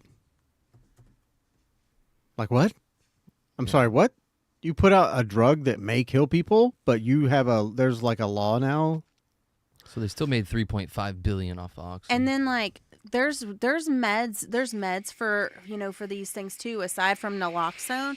There's Suboxone and Sublocade and things like that have like different they have different roles. Like one of them will make you, like if you take it, it will make you really, really sick if you take opioids or whatever, and then the other one pretty much just takes away the craving like altogether, but you have to keep getting injections. Yeah, that's the crazy part. From lawsuits, right? Yeah, unlike previous attempts, this settlement does not automatically grant the family members full immunity from all future civil lawsuits. Only those who choose to opt into settlement. Now, but this was specifically for Oxycontin, right? So a different they put out so many other things that have fucked people up. Yeah, they are like, that's the devil right there. Like, I mean, if you don't believe in, you have pharmacy managers that push it, and they get paid. off of it, and everybody's getting fucking a chunk. This is getting a little deep here. This is a way to control. Don't give away your book, homie. No, but I'm just saying this is a way to control the population. Soylent Green is when made we're of people. when we're kind of slaves to like the food industry, and they try to tell us like we can't have like raw milk. That's illegal. Do you know? In like most states, I don't know if it's illegal everywhere, but you drinking unpasteurized milk or selling unpasteurized milk is illegal. Like there's certain things like that would just get you closer to your food that's illegal. And like during COVID, I don't know if you remember, but Gretchen from the governor of Michigan like chained off all the seeds. So during COVID, you couldn't buy seeds in the store to plant your own food. Just like during COVID, you could not buy antibiotics for your livestock. You had to go to a vet to get a prescription. And they've changed it now. I don't even think that you can really easily buy fish antibiotics over the counter, because they figured out that we were smart enough to know that we could use a conversion and take these antibiotics ourselves, like Augmentin and Cipro and all of those. Well, like fucking, I mean, Ivermectin. Ivermectin. Not to keep bringing this dude up, but Joe Rogan kind of blew the fucking lid off that when he took the medicine, and then CNN got on, and they were like, he's taking veterinary medicine. Like, horse dewormer. Yeah, no, that's not what that is. It's actually medicine that's, it just wasn't a part of the narrative, and it wasn't going to make them any fucking money. Yeah. But the whole thing that something that he says that I agree with 100% is that the whole time we heard about you got to get vaccinated, and it may have helped some people, but I believe that, I mean, I don't know the stats. I've never actually looked at it, but I've heard that there have been many vaccine deaths, people that die after taking the shit because it's garbage, basically. But God, this is going to get us pulled. Oh yeah, in quotations, died suddenly. Yeah. Yeah. Again, this is just what I've heard allegedly. But yeah, it's but they don't talk about what you can do to prevent, not like as far as getting healthy, because there's like so many fucking comorbidities and all this stuff. Exactly. And it's like, okay, well, obviously there's people that are elder people, they can't really do much about it, and then there's like overweight people, and they're like, instead of being like, hey, maybe work on your cardio. You Take know, some vitamins. Take some fucking vitamins. Get out in the sun. You know, and instead they're like, stay in your house. Fuck you. Stay in your house. No, the sunlight would do wonders, you know, for a lot of people, but there's no talk of that. Like, let's get healthy. No, The sun kills germs yeah, too. oh yeah. It's the best disinfectant. But you know, like I digress. I don't know enough about the topic to talk about it openly on a forum such as this, where Yeah. I have over 200 people that watch me. Look, You're a threat, Jim. I am a Look, huge there's- threat. there's lots of things to keep on our radar and think about. Let me check and We'll see if how. I've gotten a notification. No, keep talking. But so yeah. So this will be like what I'm talking about, you know, in my book. This is not everything. If you think that's everything, you would be mistaken. There's a lot of drama in that book. And let's see. I've been back about 4 weeks. Mhm. I'm still like unpacking, putting things away, purging, selling, donating, that kind of thing. And then I've been working on my Instagram, Discover Duval Co. Thank you. I was going to ask you for that. Discover Duval Co. is my Instagram page. It's a baby Instagram page. I'm just getting started, but I'm going out and I'm just doing whatever I do, right? Like I have ADHD, you know, I like to have fun, so whatever just strikes me, like I'm going to go do it. I ran into a couple of small business owners who were women and they were just getting their businesses off the ground, so I've asked for permission to go interview them, feature them on their socials. I got to I'm working on some content that'll go out this week. So while people are at family gatherings and getting bored, like they shared Easy Eats, they shared my post as like a collab with them. And so I got a lot of views from that. And they're opening up, they're my favorite Mediterranean place in the area, by the way. And they're opening up a new location in Riverside in January sometime. So it'll be like walking distance from my part-time job that I have. Nice. And I've been to City Hall, I've been to City Council meetings, you know, I'm planning to go to those regularly. So it's just, I'm using the camera to record like what I'm doing, like That's smart. real time and Good. just being me. I Sometimes love it's it. super funny. Sometimes it's not. No, but I love that you know it takes a certain kind of person to really do it and really put themselves out there. Anybody could be like, you know, that's like one of the things we talked about as well is like the number one job right now for young people that they want to do. And you ask young people what they want to do is become an influencer. That's what they want. They don't want to become a welder, a painter, a carpenter, a mechanic. They don't want all of those. They don't people want dearly. anything to do with any of that shit. They don't want to be a lawyer. They don't want to be a doctor. They don't want to be none of that. They want to be a fucking influencer. Like, and I can promise you, like, yeah, we do this podcast and I post some stuff every now and then on Instagram and TikTok, but like, I don't consider myself an influencer ever. You know, I don't. I like to talk to people and I just sit down and I love that you can just run and just go run with the ball. You know, that makes my job so much easier. I don't really have to think about what I'm going to ask next, but I can talk to you about anything. We're pretty, you know, fluid. We're that way. well-rounded individuals. Yeah. But I've known you for a while now, so it's nice. We can, you know, it's nice to be able to have somebody who you can just kind of bat conversation back and forth, you know, a little volley, if you will. Yeah. But these kids, they just want to be TikTok influencers and be Instagram famous and show their ass or be an OnlyFans creator. And they think that that's how they're going to live and make money. But guess what? When the people with the money die off, your little OnlyFans page is going to die off with it. And you need to have something to fucking back yourself up with. But like for you, and I've been watching you, I've been following your stuff, and I'm like, you've got a lot of irons in the fire. And I know you're a smart person. So you have not only these things that you're creating and building, but you have like a foundation, you know, that you're like, I'm going to be smart about that. And again, like I said, I'm sure you have a nice resume. You could probably get a job anywhere. I don't know about that. I feel like you probably could, but I know how smart you are and I've seen you operate. So like, I mean, But I think it's great that you're doing all this stuff. I love seeing you put yourself out there like that. It puts a smile on my face when you come across, and I'm really stoked, and I look forward to seeing what's coming next. So, I'm lucky to be on the inside.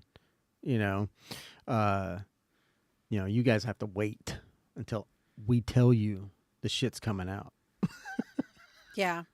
Is anybody on? Do we have any wacky questions? Sorry. We had 4 in here earlier. I know that. Anybody ask anything? No, nobody asked anything. No, it's been pretty quiet here lately, but It's the Saturday before Christmas. Yeah. Everybody is on the road wrecking their cars. That's what's happening. Playing pinball. Well, I think what it is, too, is the more we would interact with people that would ask questions or would interact, we would get more people to come in and interact. But here lately, it's kind of like, look, if we're having a good conversation, don't interrupt with those people, and he knows that. That's at his discretion. If it's like a family member or whatever, and they're like, hey, tell my daughter, we'll pop that up in there. Yeah. But so when the less you actually interact with people during a live, the less you're going to get, because people are like, they don't really talk to me. They don't really interact with me. I'm just not going to deal with it. But the only reason I even do a live is because for me, it's so much easier. I don't have to edit shit. It's just there. That's my thought process for me doing a podcast too, which is initially going to start with no visuals. Video. It's just going to be me talking to it, because I just need to get started doing it.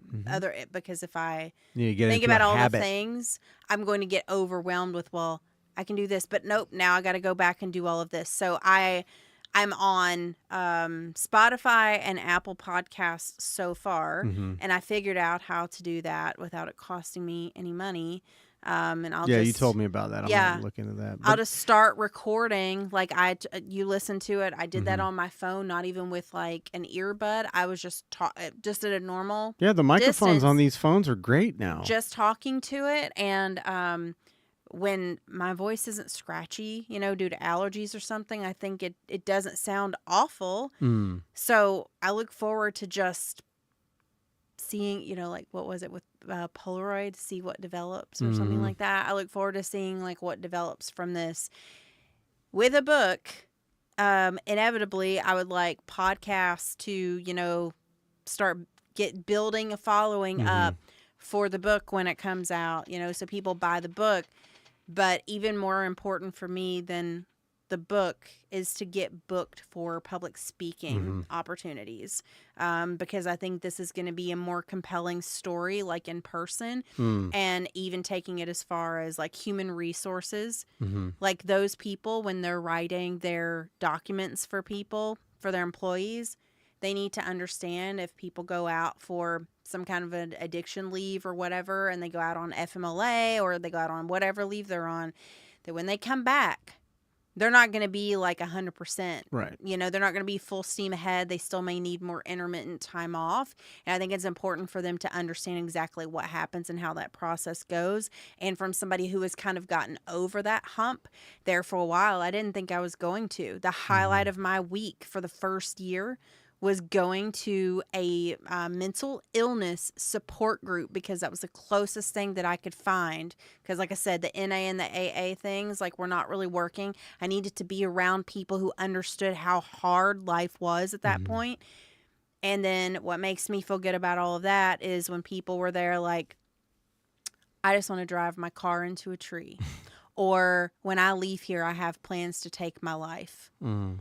And we would get them like straight to the help that they needed. Like sometimes all we could do for them was get them a phone number, so they wouldn't have to sit in the emergency room and wait to be admitted inpatient, like for the mental health stuff, that they could skip the emergency room and go straight to being admitted, because they knew they were a danger to themselves or others. And, we were just trying to get people, in a safe place. So that is something I feel really incredibly good about. It was extremely stressful to like hear those things all the time.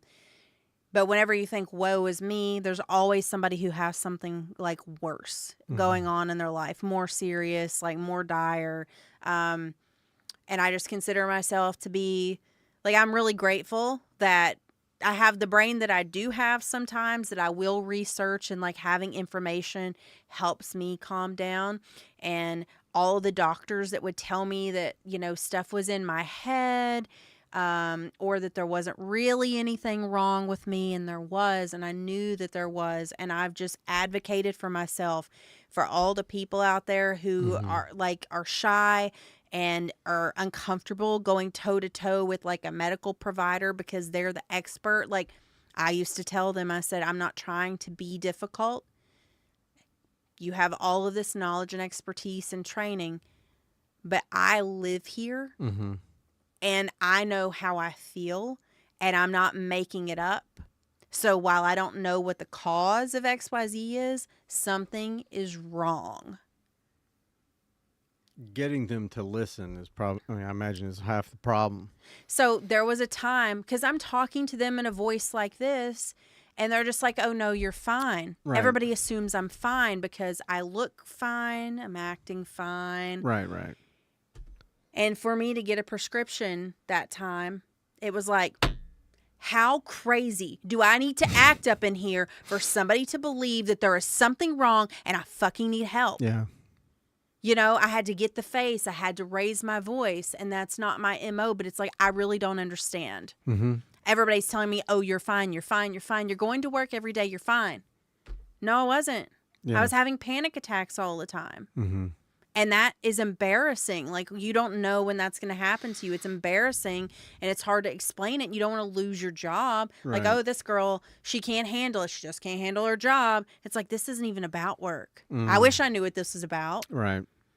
But I have a hyperactive brain, think that I was wrongly diagnosed, pretty sure it's a ADHD thing, the talking, the overachieving, the always constantly trying to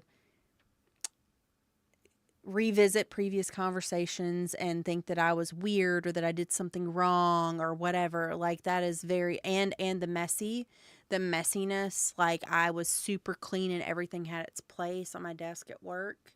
And then at home, it was just chaos.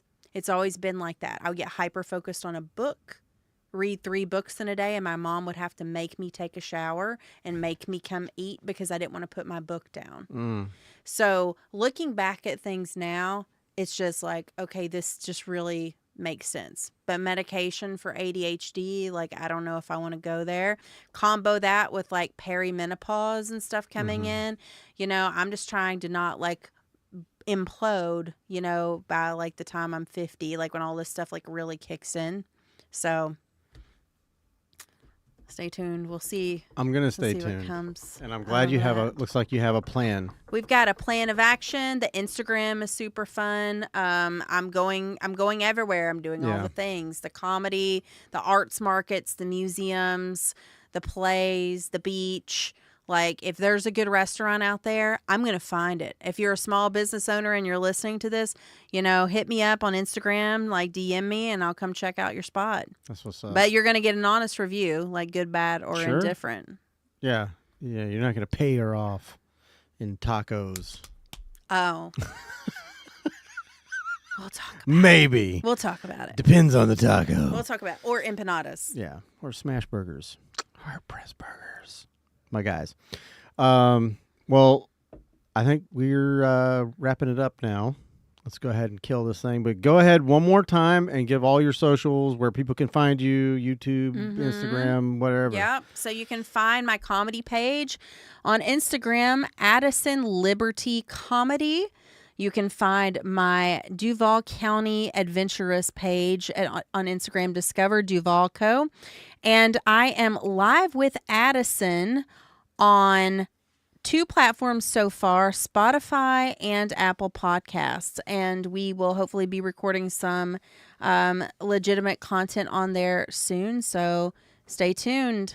And if you need any help, holla at your boy. Holla.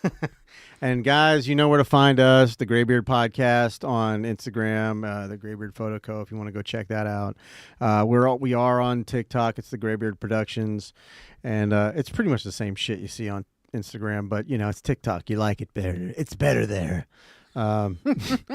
what have you. But of course, here on YouTube, hit the subscribe button, hit the little bell. That way, when we upload anything, whether it's another podcast or maybe another unboxing, or, maybe I just feel like waxing intellectual, which I don't do.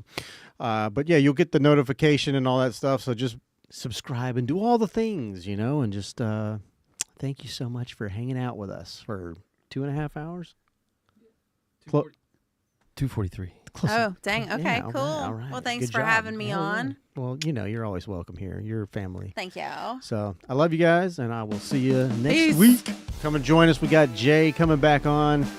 We're going to talk about some more health stuff and mental health stuff. So, Really? yeah. All right. See you. Peace. Oh,